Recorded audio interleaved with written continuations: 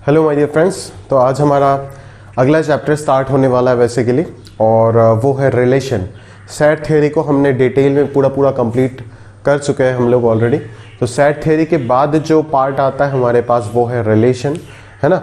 Before going to calculus आपको relation जो है उसको समझना काफ़ी इंपॉर्टेंट हो जाता है आपके लिहाज से। तो फंक्शन से पहले हमें रिलेशन एक छोटा सा पार्ट कवर करना होता है, और वही आज से हम स्टार्ट करने वाले। तो देखो, रिलेशन का जो बेसिक पार्ट है ना दोस्त, मान लो बेसिक कितने प्रकार के रिलेशन है, रिलेशन होता क्या है, ये एक पार्ट हो गया मान लो। और दूसरा एक और पार्ट है कि टाइप्स ऑफ रिलेशन कितने प्रकार के हैं, जो भी अलग अलग classification and it's related theorem, equivalence class वगैरह। तो लगभग 2 लेक्चर का टॉपिक है, 2 लेक्चर में पूरा खत्म हो जाता है। और क्वेश्चन वगैरह लेके अगर मान सकते हो तो maximum 3 lecture sufficient, more than sufficient relation जैसा चैप्टर के लिए। बट अगर मैं रिलेशन को समझने का बात करूं तो रिलेशन को समझने से पहले हमें सेट का ही एक पार्ट, जो आप सेट चैप्टर में तो इंक्लूडेड नहीं बोल सकते हो, खास करके बुक्स में वो रिलेशन चैप्टर में इंक्लूडेड होता है, that is Cartesian product between 2 sets. ठीक है, तो उस कंसेप्ट को हमें बहुत अच्छे से और ध्यान से समझने का जरूरत है। ठीक है, तो अकॉर्डिंगली हम आज के लेक्चर में डिटेल में रिलेशन का जो प्री रिक्विजिट है, कार्टेशियन प्रोडक्ट बिटवीन 2 सेट्स क्या होता है, ऑर्डर्ड पेयर क्या होता है, उसके प्रॉपर्टीज क्या है, और उसके ऊपर बेस करके क्वेश्चंस जो है वो हम कैसे करने वाले, वो कहानी को डिटेल में स्टडी करने वाले। क्लियर है? तो चलिए स्टार्ट करते हैं। आज का लेक्चर में हम रिलेशन प्योर टॉपिक स्टार्ट नहीं करेंगे, उसी का ही प्री रिक्विजिट जो है Cartesian product between 2 sets and it's related question, उन सब के बारे में बातचीत करेंगे। क्लियर है? तो चलिए स्टार्ट करते हैं टॉपिक को। और सबसे पहले आप एक चीज समझ के रखिएगा कि अगर आपको कार्टेशियन प्रोडक्ट समझना है, ठीक है, मैं थ्योरी जितना भी है बोर्ड में यहाँ पे लिख नहीं रहा हूँ, मैं एक्सप्लेन कर दूंगा स्क्रीन पे, आपको साइड में दे दूंगा, मैं ऐड कर दूंगा एडिटिंग के टाइम, आप देख लीजिएगा अकॉर्डिंगली। ठीक है, और उस जगह से जितना भी जो भी आपको नोट्स बनाना है अकॉर्डिंगली, वो उसी जगह से आप स्क्रीनशॉट लेकर के बना सकते हो। तो मैं अगर बात करूं कि सबसे पहले कार्टेशियन प्रोडक्ट समझने से पहले मुझे किस चीज का डेफिनेशन आना चाहिए, तो वो मैं बोलूंगा कि आपको ये पता होना चाहिए कि हम ऑर्डर्ड पेयर किसको बोलते हैं, है ना। एक ऑर्डर्ड पेयर और एक अनऑर्डर्ड पेयर में डिफरेंस क्या है। ठीक है, आईटीजे 2010 में एक क्वेश्चन पूछा था, वो अनऑर्डर्ड पेयर में सेट के रिलेटेड एक क्वेश्चन पूछा था, जहां पे परम्यूटेशन कॉम्बिनेशन वगैरह यूज हो रहा था। काफी अच्छा क्वेश्चन था, मेरे को अभी भी याद है। तो उस जगह पे वो लोग पहला बार मैंने देखा कि अनऑर्डर्ड पेयर टर्म जो है वो ऑफिशियल एग्जाम में इंट्रोड्यूस किया। तो वो कोई बच्चा तब तक नहीं समझ सकता जब तक उसको ये नहीं पता कि ऑर्डर्ड पेयर क्या है। नाम से ही पता चलता है, ऑर्डर्ड मतलब कोई पर्टिकुलर ऑर्डर में अरेंज्ड है, अनऑर्डर्ड मतलब अनाप शनाप तरीके से अरेंज्ड है, वो प्रॉपर किसी पर्टिकुलर मैनर में वो अरेंज नहीं किया गया है। क्लियर है? बोला चलो। तो देखो, ऑर्डर्ड पेयर यहाँ पे बेसिकली हमारे पास कोई सेट नहीं है, आप इसको कोई सेट नहीं बोल सकते हो। हाँ, रिलेशन जरूर एक सेट होगा, फंक्शन एक सेट होगा, मतलब सेट के फॉर्म में उसको लिखा जा सकता है, बट ऑर्डर्ड पेयर को मैं कोई सेट नहीं बोलूंगा। ऑर्डर्ड पेयर क्या, जैसे आप सिंपल तरीके से आप कोऑर्डिनेट ज्योमेट्री में पढ़ के आए होंगे, कार्टेशियन कोऑर्डिनेट प्लेन, है ना, उसमें आप पॉइंट्स का लोकेशन वगैरह बताते थे ना, तो उधर जो आप कोऑर्डिनेट्स लिखते थे, वो सारे के सारे कोऑर्डिनेट्स का जो नोटेशन होता है, वो सारे के सारे को अपन ऑर्डर्ड पेयर बोलते हैं। जैसे आप उधर लिखते थे ना 3,2, उधर आप लिखते थे ऐसे 3,2, बात समझ में आ रहा है ना? क्लियर है? तो 3 क्या आता था, एक्स कोऑर्डिनेट एब्सिसा होता था, और 2 हो जाता था आपका ordinate, that is y coordinate of the coordinate. Clear है क्या? तो ये एब्सिसा और ऑर्डिनेट जो है आपको एक पर्टिकुलर ऑर्डर में तो दिख रहा है ना। क्लियर है? ऐसा तो नहीं बोला कि आप यहाँ पे वाई लिख दोगे, यहाँ पे एक्स लिख दोगे, एक पर्टिकुलर मैनर में है, इसका मीनिंग है। क्लियर है? इसीलिए इसको यही है सारे के सारे ऑर्डर्ड पेयर। ठीक है, तो अगर मैं बोलूं मेरे पास 2 सेट है, कैपिटल ए और एक और मान लीजिए कैपिटल बी। ठीक है, तो अगर मैं ए कॉमा बी एक ऑर्डर पेयर लिख रहा हूं, तो ये कंफर्म हो जाना चाहिए कि ए मान लो आपका कैपिटल ए सेट से आ रहा है और बी मान लो आपका कैपिटल बी सेट से आ रहा है। जरूरी नहीं कि यही होगा, ए बी का भी हो सकता है, बी ए का भी हो सकता है, बट इस तरीके से एक प्योर ऑर्डर होना चाहिए आपके पास। ठीक है, ताकि आप जज कर पाओ कि कौन किधर का है। तो मैं एक बार रीड कर लेता हूं आपकी थ्योरी को, आप देख लीजिएगा। An ordered pair consist of 2 objects और elements in a given fixed order, जो आप समझ रहे हो, है ना। For example, if A and B are 2 sets, then By an ordered pair of elements we mean a pair A comma B in that order where A belongs to capital A set and B belongs to capital B set.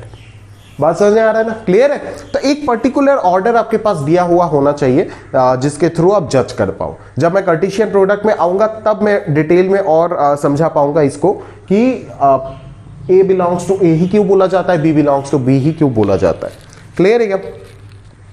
उसके आगे अगर मैं चलूं देखो दोस्त, तो उसके आगे आप ये बोल सकते हो, एक नोट लिखा गया है, N ordered pair is not a set consisting of two elements. बिल्कुल सही, ये कोई सेट नहीं है, ये अपने आप में एक ऑर्डर्ड पेयर है, इसका नाम ही ऑर्डर्ड पेयर है, क्लियर है बोला। ये कोई सेट नहीं है, ये कोऑर्डिनेट को रिप्रेजेंट कर रहा है ना, अगर आप कार्टेशियन कोऑर्डिनेट प्लेन का बात करते हो तो, ठीक है। The ordering of the two elements in an ordered pair is important and the two elements need not be distinct. जरूरी नहीं है कि ये दोनों हमेशा अलग अलग होना पड़ेगा। बात समझ में आ रहा है ना, ऐसा कोई जरूरी नहीं है। क्यों 2,2 ऐसा कोई कोऑर्डिनेट नहीं देखे हो आप कार्टेशियन कोऑर्डिनेट प्लेन में, एक्स कोऑर्डिनेट में भी 2 यूनिट, वाई कोऑर्डिनेट के डायरेक्शन में भी 2 यूनिट गए तो 2,2 मिलेगा। -2, भी तो देखे हो ना, नेगेटिव एक्स के डायरेक्शन में 2 यूनिट और नेगेटिव वाई के डायरेक्शन में 2 यूनिट। तो ये दोनों डिस्टिंक्ट होगा हमेशा, ऐसा जरूरी नहीं है। मैंने ए और बी अलग अलग अल्फाबेट से लिखा है, बट जरूरी नहीं है इसका मतलब कि ये दोनों हमेशा अलग अलग होगा, सेम भी हो सकते हैं, उसमें कोई दिक्कत वाली बात नहीं है, क्लियर है। चलो उसके बाद अगर मैं एक एग्जांपल आपको दिखाता हूं तो आप ये देखोगे, the position of a point in a 2 dimensional plane in Cartesian coordinates is represented by an ordered pair, जो मैं इतना देर से आपको बोलता आ रहा हूं, क्लियर है क्या। तो वही आपका बेसिक इंफॉर्मेशन है ऑर्डर्ड पेयर के बारे में, तो आप याद रखिएगा। अगर वो पर्टिकुलरली ऑर्डर्ड है ना, मतलब किसी पर्टिकुलर मैनर में वो अरेंज्ड है ना, जहां पे A, B अगर लिख दिया गया तो ये पता होना चाहिए कि भाई A फर्स्ट सेट का है, B सेकंड सेट का है, ऐसा कोई पर्टिकुलर ऑर्डर आपको दे रखा है, ठीक है। जहां पे ऐसा नहीं देगा तो उसको मैं अनऑर्डर्ड पेयर बोलूंगा। बात समझ में आ रहा है ना, क्लियर है। तो वो आप उस क्वेश्चन से बहुत अच्छे से फील करोगे जो क्वेश्चन IIT में पूछा गया था, क्लियर है। आपको मटेरियल में आपको मिल जाएगा वही क्वेश्चन। उसके बाद अगर मैं बात करूं, देखो इक्वालिटी ऑफ ऑर्डर्ड पेयर्स, यानी कि 2 ऑर्डर्ड पेयर्स इक्वल कब होगा। तो अगर मैं इक्वालिटी ऑफ ऑर्डर्ड पेयर्स का बात करूं तो आप इतना समझ सकते हो कि सर 2 ऑर्डर्ड पेयर अगर मैं ऐसे लिखता हूं, एक A1 B1 और दूसरा मान लीजिए ऐसे लिखा A2 B2, ठीक है। तो A1 B1 और A2 B2 को मैं इक्वल सर तभी बोल पाऊंगा जब A1 और A2 क्या होगा, इक्वल होगा, और B1 और B2 क्या होगा, इक्वल होगा। बात समझ में आ रहा है ना। A1, B1 और A2, B2 इक्वल तभी हो पाएगा जब A1 A2 इक्वल होगा और B1 B2 भी इक्वल होगा। बात समझ में आ रहा है, क्लियर है ना। मतलब आपका ऑर्डर्ड पेयर का फर्स्ट एलिमेंट दोनों का सेम होना चाहिए एंड सेकंड करस्पॉन्डिंग एलिमेंट भी सेम होना चाहिए, ठीक है। अभी अगर मैं बोल देता हूं सर एक है ऑर्डर्ड पेयर है मेरे पास 2,3 और एक है 3,2, क्या दोनों को इक्वल बोल पाएंगे? बिल्कुल नहीं बोल पाएंगे, क्योंकि 2 और 3 कभी भी इक्वल नहीं होता है। एक को अगर मैं 2,2 बोल देता हूं और दूसरे को अगर 3,3 बोल देता हूं तो क्या इक्वल होगा?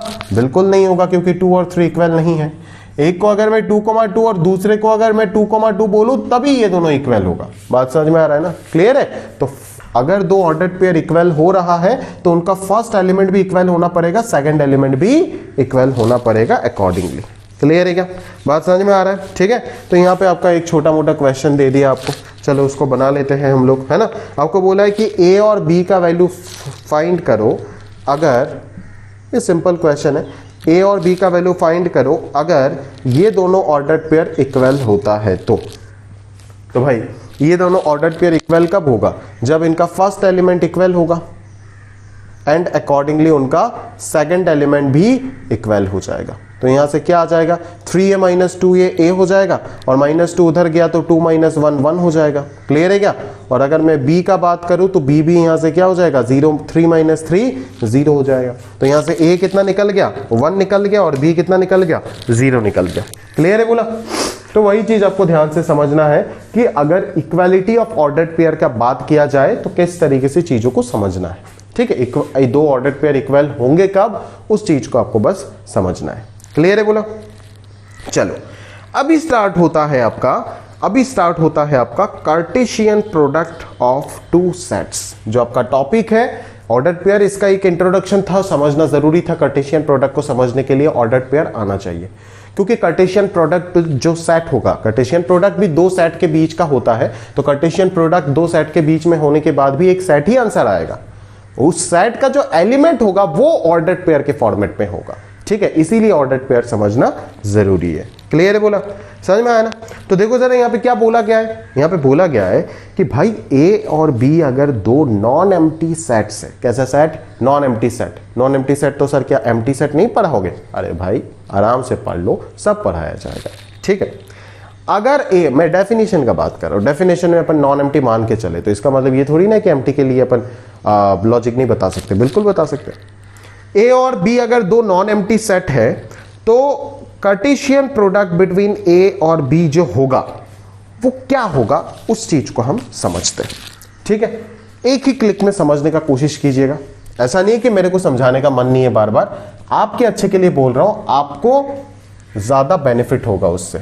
चीजों को अगर एक ही क्लिक में समझने का प्रयास करेंगे ना हमेशा, ठीक है, तो धीरे धीरे धीरे धीरे क्या होगा, फास्ट लर्नर बन जाओगे आप। और अगर आप फास्ट लर्नर बन गए और उस स्पीड से आप पढ़ना चालू कर दिए जिस स्पीड से मैं आपको चाहता हूं कि आप पढ़ो, तो पूछो मत सर आप कहां पे जाके और रुक नहीं पाओगे, कहीं पे चलते ही जाओगे जिंदगी में आगे। समझ आ रहा है आपको?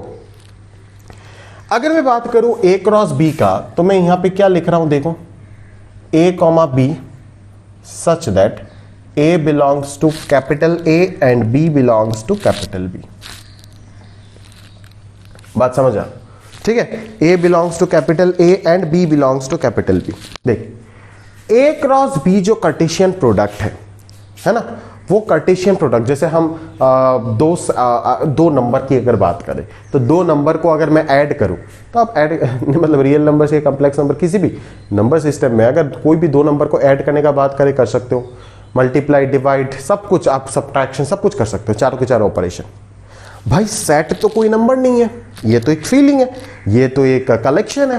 बिल्कुल सर, तो दो सेट अगर हमारे पास आता है तब उनके बीच में ऐड कैसे करेगा, जो आप लोग सीखे हो। उधर सेट्स के बीच में ऐड सब्ट्रैक्शन कुछ नहीं होता है, क्या होता है? Union, intersection, difference of set, complement of set. याद है आप ये सब प्रॉपर्टीज पढ़े थे पहले जब आप सेट थियरी पढ़े होंगे, ऑब्वियसली आपको पढ़ाया गया होगा, या मैंने ही पढ़ाया। तो सेट थियरी में आप ये समझे हो कि भाई सेट्स के बीच में हम अरिथमेटिक के तरह ऑपरेशन नहीं लगा सकते, सेट का अपना जोन है, सेट का अपना ऑपरेशंस है, और वो क्या है? यूनियन है। यूनियन को प्लस की तरह डील कर सकते हो, फील कर सकते हो प्लस की तरह, बट प्लस की तरह है नहीं वो। इंटरसेक्शन है, उसको सब्ट्रैक्शन के तरह डील कर सकते हो। फिर आपका वो आता है डिफरेंस ऑफ सेट्स आता है, कंप्लीमेंट आता है, तरह तरह की प्रॉपर्टीज आते हैं। तो Cartesian product between two set, ये भी एक ऑपरेशन के तरह ही आप मान लो। बात समझ में आ रहा है ना? तो Cartesian product between two set, union, intersection, ये सब के तरह ही मान लो। एक और चीज आया, ठीक है, बट इसका जो आंसर होगा ना, उस आंसर भी एक, वो आंसर भी एक सेट ही होगा, जिस सेट के अंदर जो एलिमेंट्स होंगे अभी वो एक ऑर्डर्ड पेयर के फॉर्मेट में आएगा। बात समझ में आ रहा है ना? डिफरेंस बस इतना सा है। ए यूनियन बी अगर करते हो तो ए यूनियन बी का जो आंसर आता है उसके अंदर वही एलिमेंट्स होते हैं जो ए और बी के अंदर होते हैं, बट ए क्रॉस बी के अंदर इसको हम ऐसे रीड करते ए क्रॉस बी, या फिर ए कार्टेशियन प्रोडक्ट बी। अगर ए क्रॉस बी का अगर मैं बात करूं तो ए क्रॉस बी के अंदर जो भी एलिमेंट्स आएगा ना दोस्त, वो जरूरी नहीं है, मतलब जरूरी नहीं है, क्या होगा ही नहीं, वो ए और बी में जिस तरीके का एलिमेंट्स था वैसा एलिमेंट नहीं होगा। ए और बी में तो मान लो मैं ए में 1 2 3 लिख दिया, बी में ए बी सी लिख दिया, तो जब आप ए क्रॉस बी करोगे तो जो आंसर आएगा आपके पास वो भी एक सेट ही आएगा, बट सेट का अंदर का एलिमेंट जो है उसका पैटर्न पूरा चेंज हो जाएगा, वो एक ऑर्डर्ड पेयर के फॉर्मेट में आएगा। तो याद रखना, A union B, A intersection B, A difference B, पहले जितने भी ऑपरेशन पढ़े थे उन सब में आंसर जो है वो सेट ही बन रहा था, और एलिमेंट भी उन्हीं प्रकार में आ रहा था जिस प्रकार के मतलब सेट के अंदर लिखा गया था, है ना? उनका एलिमेंट्स जो है वो एक एक नंबर ही था। बात समझ में आ रहा है ना? या फिर दूसरा कोई भी अल्फाबेट कुछ भी बोलो, एक पर्टिकुलर एलिमेंट था, ठीक है। जिस तरीके से ए सेट और बी सेट के अंदर एलिमेंट्स लिखे जाते हैं उसी प्रकार से एलिमेंट आपको मिल रहा था A union B, A intersection B, ये सारे कहानी पे। बट अभी ए और बी के अंदर जिस तरीके से एलिमेंट लिखा जाएगा A cross B, B cross A के अंदर उस प्रकार के एलिमेंट्स नहीं होगा दोस्त। बात समझ में आ रहा है? क्लियर है?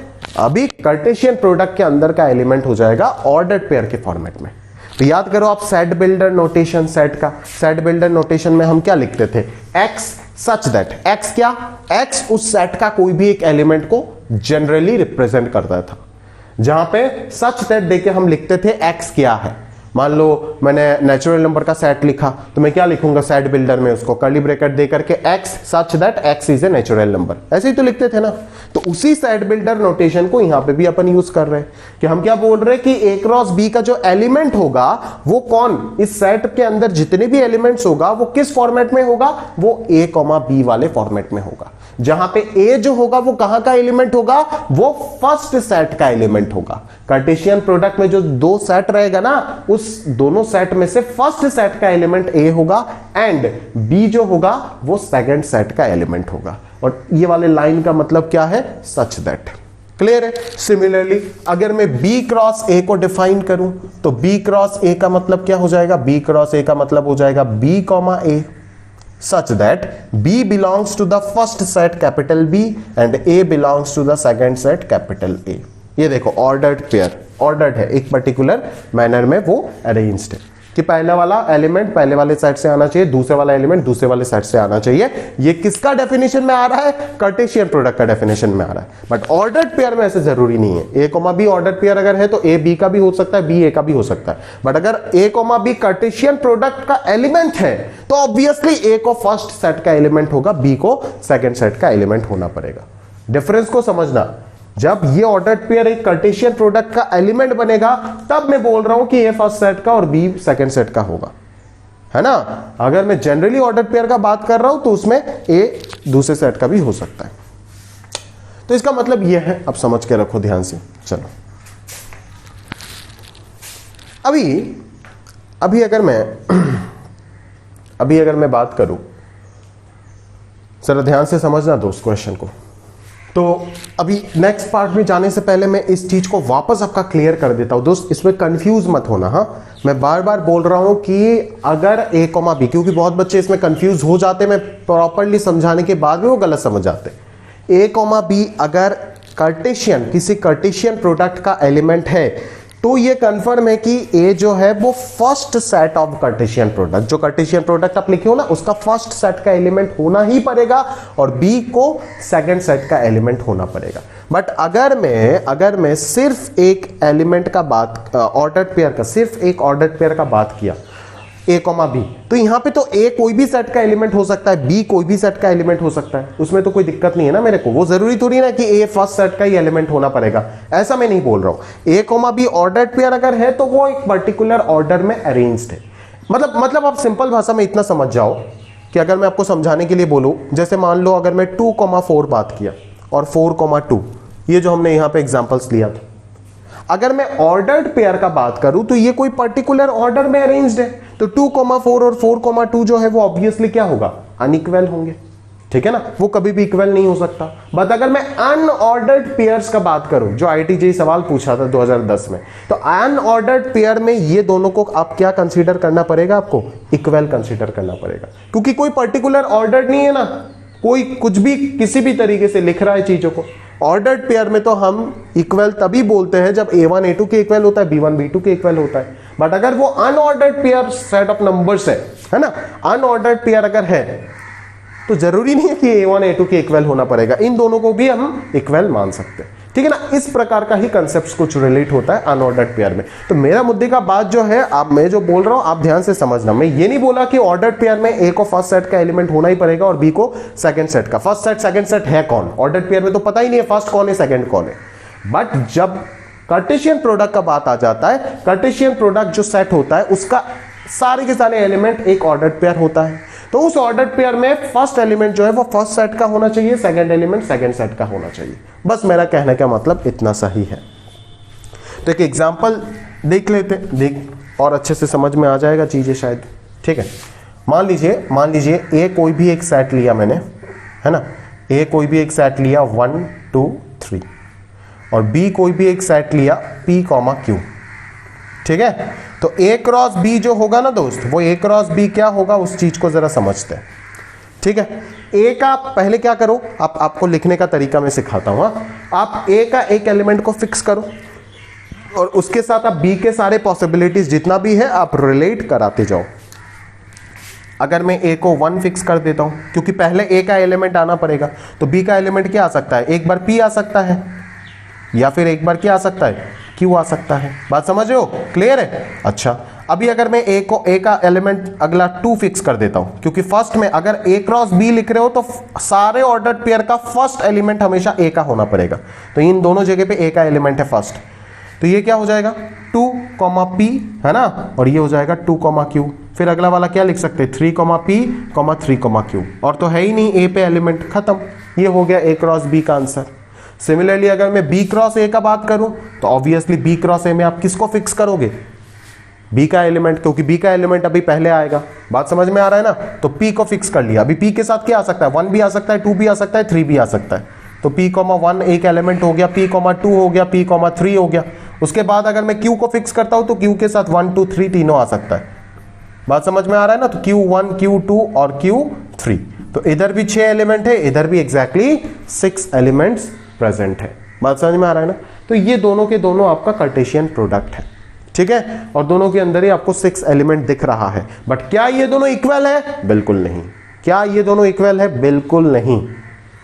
क्यों इक्वल नहीं है, क्योंकि दो सेट, ये दोनों है क्या, सेट ही तो है। दोनों सेट इक्वल कब होगा, जब उन दोनों में नंबर ऑफ एलिमेंट सेम होगा और वो सारे के सारे एलिमेंट एग्जैक्टली इक्वल होगा।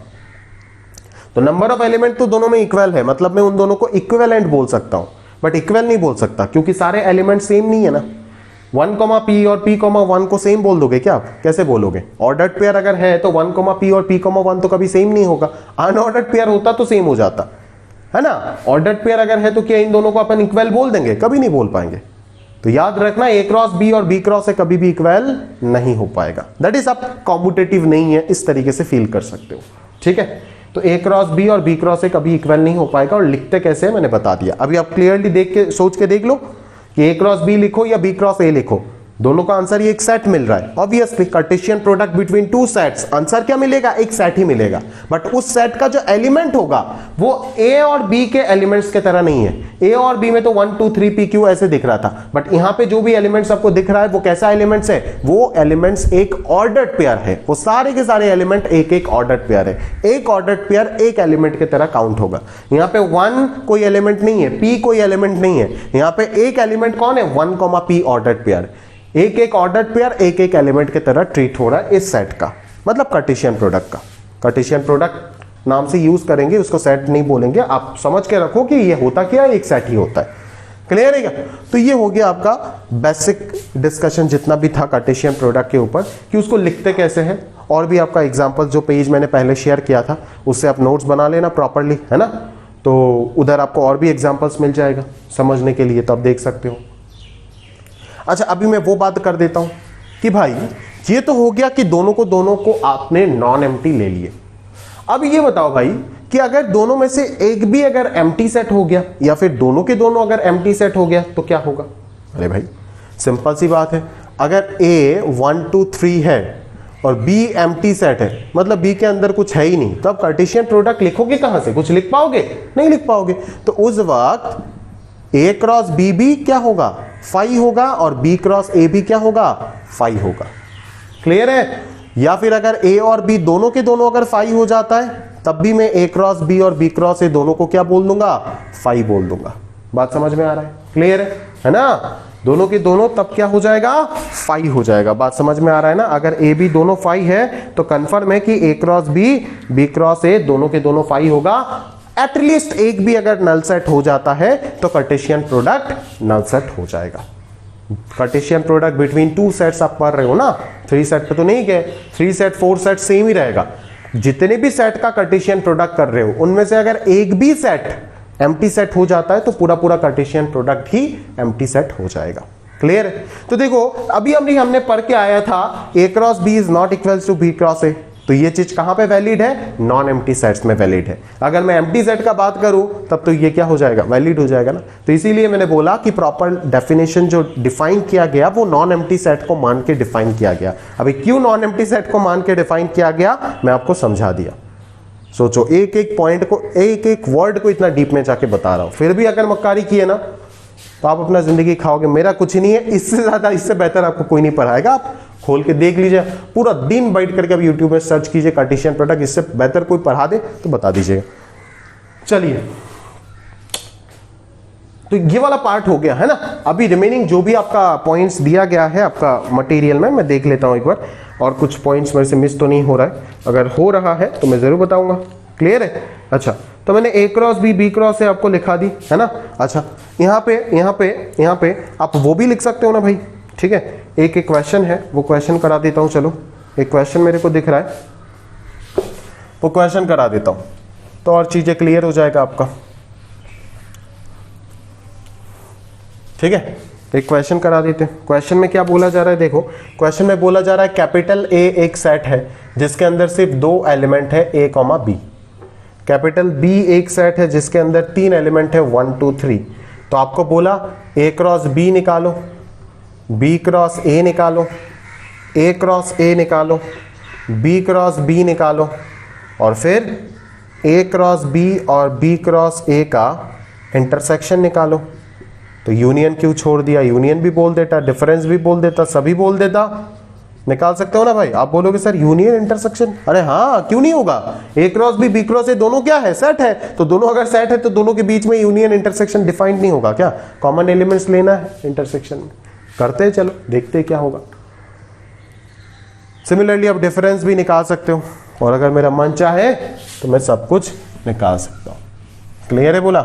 बट कंप्लीमेंट के बारे में मैं कोई बातचीत नहीं कर रहा हूं, क्योंकि मेरे को नहीं पता कि यूनिवर्सल सेट कौन है। यूनिवर्सल सेट को डिफाइन करके देने के बाद ही मैं कंप्लीमेंट के बारे में बातचीत कर सकता हूं। ये चीज आप बखूबी समझते हो सेट थ्योरी से, ठीक है। तो A क्रॉस B का अगर मैं बात करूं तो सबसे पहला एलिमेंट कहां से आएगा? A से आएगा। A को फिक्स कर दिया, तो B का क्या आ सकता है? 1 2 3, 3 वैरायटी आ सकता है, A, 1, A, 2, A, 3। सिमिलरली आगे अगर मैं B को फिक्स करता हूं तो B का कितना आएगा? B को फिक्स कर दिया, और कैपिटल B सेट का 1 आ सकता है, 2 आ सकता है, अगेन 3 आ सकता है। तो ये 3 हो गया भाई। क्लियर है बोला? चलो आगे अगर मैं बात करूं तो आगे क्या होगा देखो जरा। B क्रॉस A में क्या होगा? 1, A, फिर 1, B। फिर अगर मैं 2 को फिक्स कर देता हूं तो 2, A और 2, B। फिर अगर मैं 3 को फिक्स करता हूं तो 3, A और 3, B। बात समझ में आया ना? तो ये हो गया A क्रॉस B और B क्रॉस A। क्लियर है? अभी A क्रॉस A अगर लिखने जाओगे तो दोनों ही एलिमेंट A का ही आना पड़ेगा, है ना। A को एक और बार लिख दो ताकि लिखने में आसानी हो। पहला A को फिक्स करो तो A के साथ A आ सकता है, फिर B आ सकता है ना। फर्स्ट एलिमेंट को फिक्स करके लिखते जाओ, फिर इसको फिक्स करो B को, तो इधर A भी आ सकता है, B भी आ सकता है, ठीक है। और सिमिलरली B क्रॉस A अगर लिखूंगा तो क्या आएगा? 1 को फिक्स करेंगे तो 1 1, 1 2, 1 3। फिर 2 को फिक्स करेंगे तो 2 1, 2 2, 2 3। फिर अगर 3 को फिक्स करेंगे तो 3 1, 3 2, 3 3। बात समझ में आया ना? क्लियर है? अच्छा, अभी इन दोनों में इंटरसेक्शन चाहिए। इन दोनों में इंटरसेक्शन, कोई भी कॉमन एलिमेंट आपको मिल रहा है क्या? आपको लग रहा है कोई भी कॉमन एलिमेंट दोनों में? मेरे को तो एक भी एलिमेंट कॉमन नहीं दिख रहा है। दिख रहा है क्या? नहीं दिख रहा है, इम्पॉसिबल है। ऐसा कोई क्वेश्चन हो सकता है जहां पे कॉमन आए, बट यहां पे तो नहीं आ रहा है भाई। अगर यहां पे नहीं आ रहा है तो अपन आंसर क्या देंगे? 5 लगा देंगे। क्लियर है बोला? चलो अगर मैं यूनियन का बात करूं तो यूनियन में अगर कोई भी कॉमन नहीं है तो सारे के सारे आ जाएगा। ऊपर का 6 भी आएगा, नीचे का 6 भी आएगा। दैट इज टोटल कितना आएगा? A, 1, A, 2। यहां से स्टार्ट करके ये लिखोगे, फिर ये लिखोगे, एकदम से सारे के सारे एलिमेंट्स आ जाएगा। टोटल कितने एलिमेंट्स होंगे इसमें? 12 एलिमेंट्स होंगे, और सारे के सारे एलिमेंट एक एक ऑर्डर्ड पेयर है, याद रखना। फिर डिफरेंस अगर निकालना चाहते हो निकाल सकते हो। बाकी जितने भी ऑपरेशन आप मन मर्जी चाहते हो निकालना, आप निकाल सकते हो। अभी अगर मैं यहां पे कोई भी एलिमेंट को सेम दे देता, मान लो यहां पे मैं रख देता 2 को, ठीक है, यहां पे मैं रख देता हूं 1 को, है ना। तो तब तो कॉमन आ जाता ना, तब तो कॉमन आ जाता मान लो, है ना। क्योंकि इधर भी A क्रॉस B जब लिखते तो 1, 2 आता, फिर B क्रॉस E जब लिखते तब भी 1, 2 आता, तो वो सारे ऑर्डर्ड पेयर तो कॉमन हो जाता ना। 1, 2 और 1, 2 तो इक्वल है, बात समझ में आ रहा है ना, क्लियर है। अगर इन दोनों के बीच में आप कार्टेशियन प्रोडक्ट लिखोगे तब तो ये चीज पाई नहीं आएगा ना, तब a क्रॉस b और b क्रॉस a के बीच में कॉमन आ जाएगा। तो इस तरीके से आप लिख सकते हो यार, आपके टेक्स्ट बुक में आपको क्वेश्चंस मिल जाएगा, उस लिहाज से आप वो सारे क्वेश्चन जो है वो बहुत आसानी से कर सकते हो। ठीक है, ये एक सिंपल पार्ट है, इसमें ज्यादा कोई दिमाग लगाने का जरूरत है नहीं, है ना। लगाओगे क्या, है नहीं तो लगाओगे क्या, ठीक है। जहां पे लगाने का चीज है उस जगह पे बताऊंगा, प्रॉपर्टी समझाऊंगा बहुत अच्छे से, याद रखना, ठीक है। तो आगे बढ़ते हैं अपन लोग। आगे आपको बोला जा रहा है कार्टेशियन प्रोडक्ट बिटवीन 3 सेट, ऐसे चलता जाएगा 3 सेट 4 सेट 5 सेट। अगर मैं कार्टेशियन प्रोडक्ट बिटवीन 3 सेट का बात करूं तो मैं क्या करूंगा, सबसे पहले 2 सेट के बीच का कार्टेशियन प्रोडक्ट निकालूंगा, उसका जो आंसर आएगा उसके साथ तीसरे वाले सेट का कार्टेशियन प्रोडक्ट निकाल देंगे, ठीक है ना। अगर कार्टेशियन प्रोडक्ट बिटवीन 4 सेट का बात करें तो मैं क्या करूंगा, पहले 2 सेट का कार्टेशियन प्रोडक्ट निकालूंगा, फिर बाकी 2 सेट का कार्टेशियन प्रोडक्ट निकालूंगा और फिर उनके बीच का कार्टेशियन प्रोडक्ट निकाल दूंगा। बात समझ में आ रहा है ना, इसी तरीके से अपन करेंगे, क्लियर है। अच्छा, 3 सेट में बच्चा लोग एक गड़बड़ कर देता है, मतलब 3 सेट ऑनवर्ड्स का अगर बात करूं, 5 सेट अगर है तो ऐसे ही पेयर पेयर करके करते जाओगे, खत्म बात। बात समझ में आया ना। अभी यहां पे मिस्टेक क्या होता है, मैं आपको वो चीज एक बार क्लिक करा देता हूं, ध्यान से समझिएगा, समझने का प्रयास करना अच्छे से। मिस्टेक क्या करते हैं ऑर्डिनरी, तो आगे आप चलते हैं, आगे चलते देखो। अभी यहां पे क्या बोला जा रहा है, नोट नंबर 1 पे जरा ध्यान से देखो, है ना। अच्छा, कार्टेशियन प्रोडक्ट बिटवीन 3 सेट का अगर मैं बात करूं, 3 सेट का अगर मैं बात करूं तो ध्यान से देखना, अगर मैं a cross b cross c का बात करूं, है ना, अगर मैं a cross b cross c का बात करूं और या तो मैं a cross b cross c का बात करूं, वो भी क्या होगा, सेम होगा। क्योंकि या तो आप पहले दोनों का कार्टेशियन प्रोडक्ट करो, करके आप तीसरे वाले के साथ प्रोडक्ट करके आप आंसर निकालो, ठीक है भाई, तीसरे वाले के साथ प्रोडक्ट करके आंसर निकालो, या तो आप पहले सेकंड और थर्ड का करो और उसके बाद फर्स्ट वाले के साथ उसका कार्टेशियन प्रोडक्ट लेकर के आप फाइनल आंसर निकालो। बात समझ में आ रहा है ना, क्लियर है। तो यही 2 तरीका होना चाहिए आपके पास लिखने का, समझ में आ रहा है मेरी बात, क्लियर है। तो इस चीज को आप ध्यान से समझिएगा दोस्त, है ना, इसमें कोई आपका मिस्टेक नहीं होना चाहिए मेरे ख्याल से। बात समझ में आ रहा है ना, क्लियर है। चलिए ठीक है, तो अगला जो नोट है उस नोट को जरा ध्यान से देखिएगा, है ना। तो ये चीज याद रखना, ये चीज याद रखना हमेशा, है ना, कि अगर मैं यहाँ पे a क्रॉस b इंटू सी, मतलब a क्रॉस b पहले निकालूं फिर उसके साथ c का कार्टेशियन प्रोडक्ट करूं, या फिर अगर मैं b क्रॉस c को पहले करूं और उसके साथ a का कार्टेशियन प्रोडक्ट करूं, तो वो सेम रहेगा। मतलब इसका मतलब मैं ये नहीं बोल रहा कि b cross c cross a लिख दो, नहीं, a cross b cross c होगा, क्योंकि b cross c cross a और a cross b cross c दोनों सेम नहीं है। ये थोड़ी ना इसके इक्वल है, ये इसके इक्वल बिल्कुल भी नहीं है। बात समझ में आ रहा है ना, ये तो इसके इक्वल कभी नहीं होगा ना। तो इसीलिए मैं बोल रहा हूं कि पहले आप b क्रॉस c को पेयर करो, उसका बात बोल रहा हूं मैं। a तो पहले रहेगा ही, ऑर्डर जो है वो तो मेंटेन होगा ही, या तो a cross b cross c होगा या तो a cross b cross c होगा, ठीक है। तो वो चीज तो मेंटेन होगा, उसमें तो कोई शक वाली बात नहीं है, ठीक है। अभी देखो, ये जो आपका एलिमेंट था 3 कार्टेशियन प्रोडक्ट का 3, है ना, तो उसी चीज को आप ऐसे तो लिखोगे, बिल्कुल इसका सिग्निफिकेंस है, ठीक है ना। बट आपको डेफिनेशन में बोला गया है कि आपको इस तरीके से रीड करने के लिए, ठीक है, कि अगर आपके पास 3 सेट का कार्टेशियन प्रोडक्ट आपको मिल जाता है तो 1,3,a ये चीज बिल्कुल समझ में आता है अपने को, ये चीज बिल्कुल समझ में आता है। बट जब फाइनली आप लिखने जाओगे ना दोस्त, तो इसी 1,3,a को आप इस तरीके से लिखो तो समझ आता है। आप इस तरीके से लिखो, क्योंकि अगर 3 सेट का कार्टेशियन प्रोडक्ट का बात आ जाए तो वो रिप्रेजेंट करेगा एक 3 डायमेंशनल कोऑर्डिनेट को, ठीक है। अगर 3 डायमेंशनल कोऑर्डिनेट का बात करें तो वो इस तरीके से लिखना बेहतर है, इसीलिए बोला गया है। जबकि इसको मैं गलत नहीं बोल सकता, बट लिखने का रिप्रेजेंटेशन इस तरीके से है तो आप ऑब्वियसली ऐसे ही लिखोगे, क्लियर है क्या। वही आपको नोट नंबर 1 में बोला गया है, देखो, है ना। आप भले कार्टेशियन प्रोडक्ट 2-2 करके पेयर करके सॉल्व कर करके यहां तक लिखे, बट जब आप इन दोनों प्रोडक्ट को करने जाओगे, इन दोनों कार्टेशियन प्रोडक्ट को करने जाओगे, तो ऑब्वियसली 1,3 और a को जिस तरीके से आप रिलेट कराओगे वो ये लिखने को आपको बोला गया है बाय डेफिनेशन, ना कि ये। अगर ये लिखते हो तो उसमें कोई दिक्कत वाली बात नहीं है, बट इसका कोई सिग्निफिकेंस नहीं बनता है, क्योंकि अगर 3 सेट का कार्टेशियन प्रोडक्ट आ जाता है मान लो, है ना, तो उसमें हमारे को जो भी एलिमेंट्स मिलेगा वो क्या मिलेगा, एक एक ऑर्डर ट्रिपलेट मिलना चाहिए जो एक 3 डायमेंशनल कोऑर्डिनेट को रिप्रेजेंट कर रहा है। तो ऑब्वियसली अपन कैसे लिखेंगे इसको, इस तरीके से लिखेंगे। बात समझ में आ रहा है, वही चीज बोला जा रहा है आपको। अगर आपके पास n एलिमेंट्स आता है, n एलिमेंट्स, ठीक है, तो उन n एलिमेंट्स का जब आप कार्टेशियन प्रोडक्ट करोगे तो आपका जो एलिमेंट होगा इस सेट का, वो एलिमेंट एक n टपल की तरह होगा, a1 a2 a3 dot dot an होगा, such that a1 belongs to capital a1, a2 belongs to capital a2, है ना। इसी तरीके से चलता जाएगा, an belongs to capital an। समझ रहे हो ना, ये हो जाएगा इस कार्टेशियन प्रोडक्ट का एलिमेंट। बात समझ हो, मेरी बात क्लियर है। तो इसको बिल्कुल आप डायरेक्टली भी लिख सकते हो, उसमें कोई दिक्कत वाली बात नहीं है ना। डायरेक्टली भी आप लिख सकते हो, है ना। अगर आप कोई भी एग्जांपल लेना चाहते हो तो आप अभी दो दो करके, अगर इस तरीके से आपको रिप्रेजेंट कराना है तो आप दो दो करके ना करके आप एक साथ लिखो ना, उसमें क्या दिक्कत वाली बात है। देखो आप अगर यहाँ पे a cross b cross c अगर दो दो करके करना चाहते हो तो मैंने बोला कि 1,3, a का होल ब्रैकेट जो था, इस चीज को आप ऐसे ना लिख करके बेटर है कि 1,3, a लिखो। बात समझ में आया ना, उसमें कोई दिक्कत वाली बात नहीं है, क्लियर है। बट याद रखना कि ये भी कोई गलत नहीं है, इसको भी मैं गलत नहीं बोल सकता, बट बाय डेफिनेशन आपको बोला गया है कि आपको इस तरीके से लिखना है, क्योंकि ये एक 3 डायमेंशनल कोऑर्डिनेट को रिप्रेजेंट कर रहा है।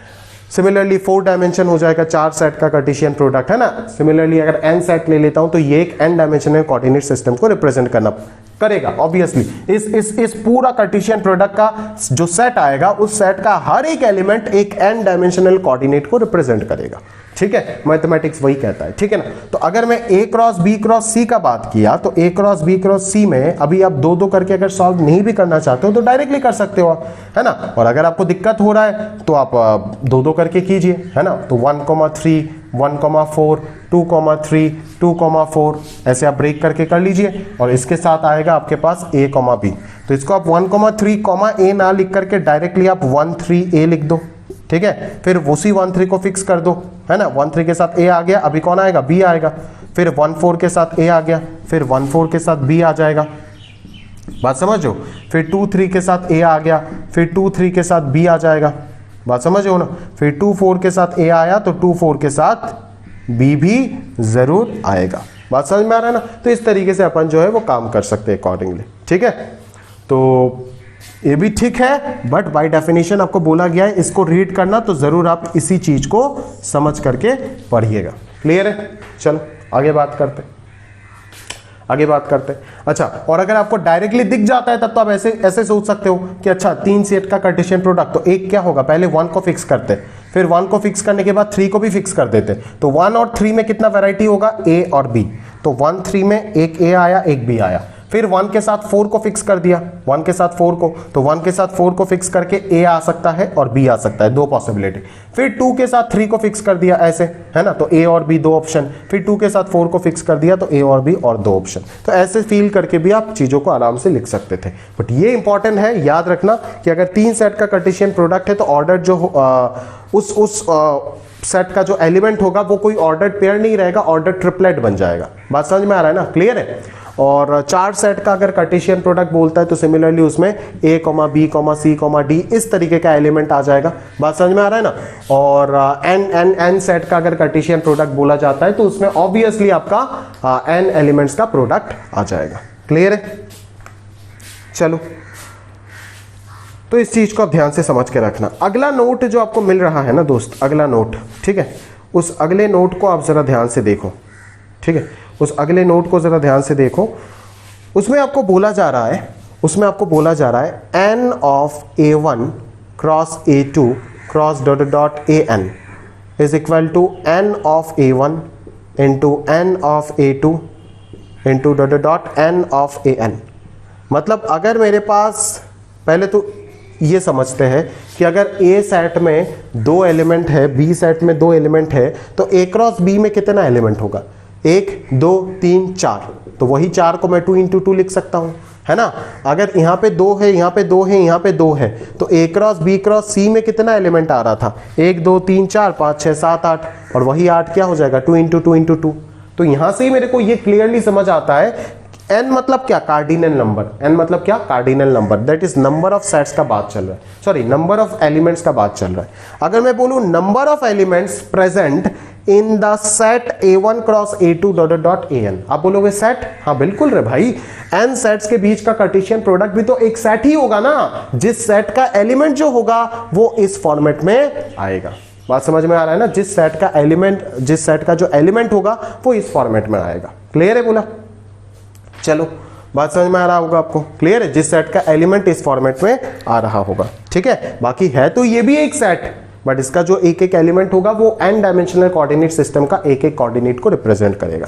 क्लियर है, चलो तो यहां पे अगर मैं बात करूं तो आप ये बात बड़ा इंपॉर्टेंट है, number of elements Cartesian product में कैलकुलेट करने देगा। अगर मैं आपको बोलूं A एक सेट है जिसमें 5 एलिमेंट है और B एक सेट है जिसमें 7 एलिमेंट है, तो B क्रॉस A में कितना एलिमेंट होगा बताओ, चाहे मैं A क्रॉस B बोलूं या B क्रॉस A बोलूं, नंबर ऑफ एलिमेंट तो दोनों में सेम ही होगा, ठीक है ना। बात समझ में आ रहा है ना, तो दोनों में कितने एलिमेंट होंगे, 5 इंटू 7 35 एलिमेंट्स होंगे, that is exactly 35 ordered pair आएगा। अगर मैं आपको बोलूं कि A क्रॉस B और B क्रॉस A इक्वल है क्या, आप बोलोगे नहीं, इक्वल नहीं है। बट अगर मैं आपको बोलूं n of A cross B और n of B cross A equal है क्या, तो आपको बोलना पड़ेगा कि हाँ बिल्कुल इक्वल है।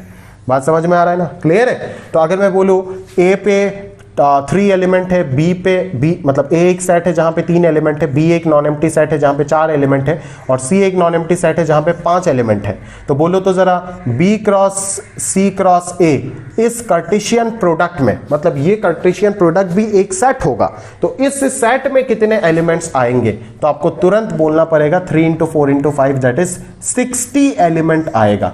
और ये 60 के 60 एलिमेंट कैसा होगा, ऑर्डर्ड पेयर होगा, 1 2 3 4 नंबर्स के फॉर्मेट में होगा, या फिर क्या होगा, ना ऑर्डर्ड पेयर होगा ना नंबर्स होगा, वो किसके फॉर्मेट में आएगा, वो एक ऑर्डर्ड ट्रिपलेट के फॉर्मेट में आएगा, दैट इज 1 2 3, फिर कॉमा देकर के ब्रैकेट क्लोज करोगे है ना, फिर 2 3 4, इस टाइप से आएगा जो हम लोग यहां पे बातचीत कर रहे थे, ऑर्डर्ड ट्रिपलेट। अगर 4 सेट बोल दिया तो उसमें ब्रैकेट के अंदर 4 एलिमेंट आएगा, ठीक है ना, 4 टपल बोलेंगे, 5 टपल, उसके बाद ट्रिपलेट के बाद और टपल वगैरह बोलना स्टार्ट कर देते हैं अपन लोग, ठीक है, क्लियर है।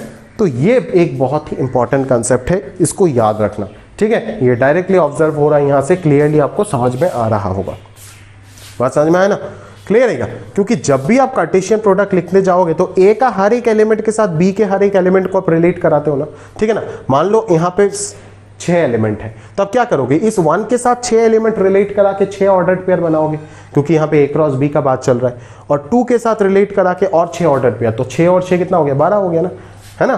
तो यहाँ पे मान लो n एलिमेंट्स है, यहाँ पे मान लो n एलिमेंट्स है, ऐसे भी समझ सकते हो ना आप।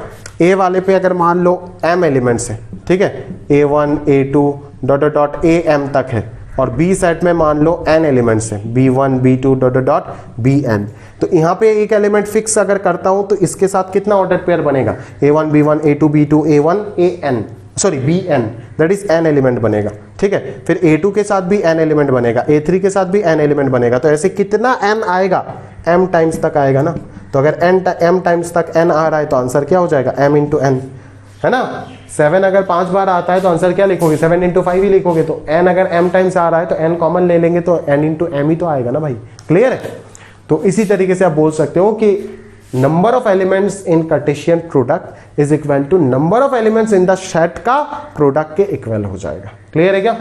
और ये प्रोडक्ट कार्टेशियन प्रोडक्ट नहीं है, ये समझना, क्योंकि n of A1 n of A2 n of A3 ये सब कोई सेट थोड़ी ना है। अगर सेट है तब ये क्रॉस का मतलब कार्टेशियन प्रोडक्ट होता, बट अभी तो ये एक नंबर को, रियल नंबर को रिप्रेजेंट कर रहा है ना, दैट इज रियल नंबर, क्या नेचुरल नंबर को रिप्रेजेंट कर रहा है, क्योंकि ये नंबर ऑफ एलिमेंट्स को बता रहा है। कार्डिनल नंबर हमेशा होल नंबर होगा, आप जानते हो, ठीक है। तो ये चीज, ये बड़ा इंपॉर्टेंट प्रॉपर्टी है, इसको बहुत अच्छे से समझ के नोट करके रखना कि ये आया कैसे, ठीक है। मैंने आपको भरपूर सारे तरीके से एग्जांपल लेकर के समझा दिया कि ये आया कैसे। तो अगर मैं बोलूं कि 3 एलिमेंट, और बोलने का जरूरत नहीं मेरे हिसाब से, कि ये ऑलरेडी मैंने समझा दिया है ना। Number of elements in cartesian product is equal to number of element in sets का मल्टीप्लीकेशन के इक्वल हो जाएगा, है ना। अगर आपके पास 5 सेट दिया हुआ है, एक में 1 एलिमेंट, दूसरे में 2 एलिमेंट, तीसरे में 3 एलिमेंट, चौथे में 4 एलिमेंट, फिफ्थ वाले में 5 एलिमेंट, तो इन पांचों सेट का कार्टेशियन प्रोडक्ट में जितना एलिमेंट होगा वो कितना हो जाएगा, सारे सेट का नंबर ऑफ एलिमेंट्स के product, that is 1 into 2 into 3 into 4 into 5, 120 हो जाएगा आंसर। तो उन पांचों सेट का जो कार्टेशियन प्रोडक्ट जो सेट बनेगा, उस सेट के अंदर 120 एलिमेंट्स होंगे, और जहां पे हर एक एलिमेंट्स किस तरीके का होंगे, इस तरीके का होंगे, जिसको हम 5 टपल बोल सकते हैं। ठीक है ना, ऑर्डर्ड पेयर तो नहीं है, यहां पे 5 एलिमेंट है ब्रैकेट के अंदर, अगर 2 एलिमेंट होता तो ऑर्डर्ड पेयर बोलता। क्लियर है क्या, बात समझ में आ रहा होगा अभी, मेरे ख्याल से आपको पूरा समझ गए होंगे आप। ठीक है, अच्छा अगर मैं बोला था, पहले बोला था ए और बी में से अगर कोई भी एक, ए और बी क्या, A1 cross A2 cross A3 dot dot AN, इन सब में से अगर कोई भी एक नल सेट होता है तो नंबर ऑफ एलिमेंट क्या हो जाएगा, 0 हो जाएगा, है ना। क्योंकि देखो अगर मैं कार्टेशियन प्रोडक्ट तो 5 हो जाएगा, तो n ऑफ 5 0 हो जाएगा। ठीक है, और RHS भी ट्रू रहेगा, क्योंकि जो सेट मान लो AN ही 5 हो गया, तो n ऑफ AN क्या हो जाएगा, 0, तो 0 के साथ सारी चीज प्रोडक्ट होके 0 आएगा। ठीक है, बट अगर इनमें से कोई भी एक इनफाइनाइट हो जाएगा, अगर इनमें से कोई भी एक इनफाइनाइट सेट हो जाएगा, तो कार्टेशियन प्रोडक्ट भी क्या हो जाएगा, इनफाइनाइट सेट हो जाएगा। बात समझ में आ रहा है ना, है ना।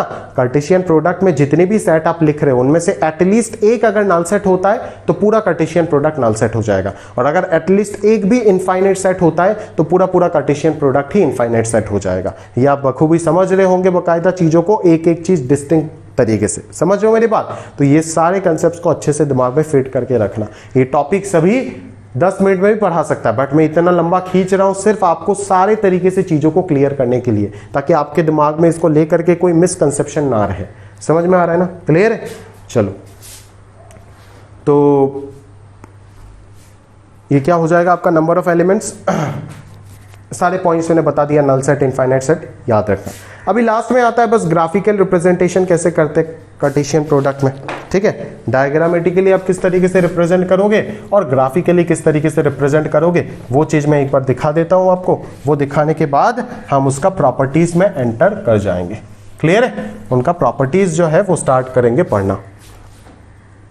क्लियर है क्या। मान लो एक सेट है आपका 1 2 3, दूसरा सेट है 2,4। तो अगर मैं A क्रॉस B का बात करूं तो वो क्या आएगा, 1 2 1 4, 2 2 2 4, 3 2 3 4। तो अगर मैं डायग्रामेटिकली रिप्रेजेंटेशन का बात करूं तो डायग्रामेटिकली कैसे रिप्रेजेंट करते जानते हो क्या, ये रिलेशन में जाके आपको वापस मिलेगा। ए सेट को आप पहला एक डायग्राम बनाओगे ऐसे, है ना, तो उसमें ए सेट के सारे एलिमेंट्स मार्क करोगे, और फिर आप सेकंड में बी मार्क करोगे और बी सेट के सारे एलिमेंट। मैंने क्यों ए को पहला रखा, क्योंकि मैं ए क्रॉस बी का बात कर रहा हूं। अगर बी क्रॉस ए को मैं ड्रॉ करता तो बी को पहले रखता, ए को बाद में रखता। क्लियर है। तो यहां पे क्या आ रहा है 1,2, तो ये देखो 1,2। फिर कौन आ रहा है 1,4, ये देखो 1,4। फिर कौन आ रहा है 2,2, ये देखो, फिर 2,4, ये देखो, फिर 3,2, फिर 3,4, ये रहा। ये हो गया diagrammatically representation of cartesian product between two sets. ठीक है, डायग्रामेटिकली इसको मैपिंग डायग्राम बोलते हैं। ठीक है, तो बेसिकली मैपिंग डायग्राम भी लॉजिकली सही नहीं। ठीक है, आप बस इतना सा समझ के रखो, मेरे को एग्जैक्टली इसका नाम याद नहीं है। तो diagrammatic representation of cartesian product between two sets. ठीक है, बस एक चीज ध्यान रखना कि पहला सेट वही आएगा जो कार्टेशियन प्रोडक्ट में पहला होगा। अगर मैं बी क्रॉस ए का बात करता तो मैं बी पहले बनाता, फिर ए बाद में बनाता। ठीक है ना। अच्छा, और एक और अगर मैं ग्राफिकल रिप्रेजेंटेशन का बात करूं, ग्राफिकली कैसे रिप्रेजेंट करोगे, तो कुछ नहीं है। ग्राफिकली आप कार्टेशियन प्रोडक्ट को अगर रिप्रेजेंट करना चाहते हो तो कोऑर्डिनेट प्लेन बना दो, क्योंकि आप जानते हो कि दो, अभी अगर ग्राफिकली आपको रिप्रेजेंट करने दिया ना, है ना, या फिर डायग्रामेटिकली अगर रिप्रेजेंट करने दिया तो कभी भी 3 सेट नहीं देगा, क्योंकि 3 सेट में आपको स्पेस बनाना पड़ेगा, स्पेस 3 डायमेंशनल ग्राफ बनाना पड़ेगा, जो आप एक 2 डायमेंशनल प्लेन में कॉपी में दिखाई नहीं पाओगे। ठीक है, तो उसके लिए आपको विजुअलाइजेशन चाहिए, ऑब्वियसली आप समझ रहे हो। तो 3 डायमेंशनल पॉइंट्स को कैसे प्लॉट करता है वो सिस्टम भी आपको नहीं पता, 3 डायमेंशनल कोऑर्डिनेट ज्योमेट्री अभी तक आप पढ़े भी नहीं हो।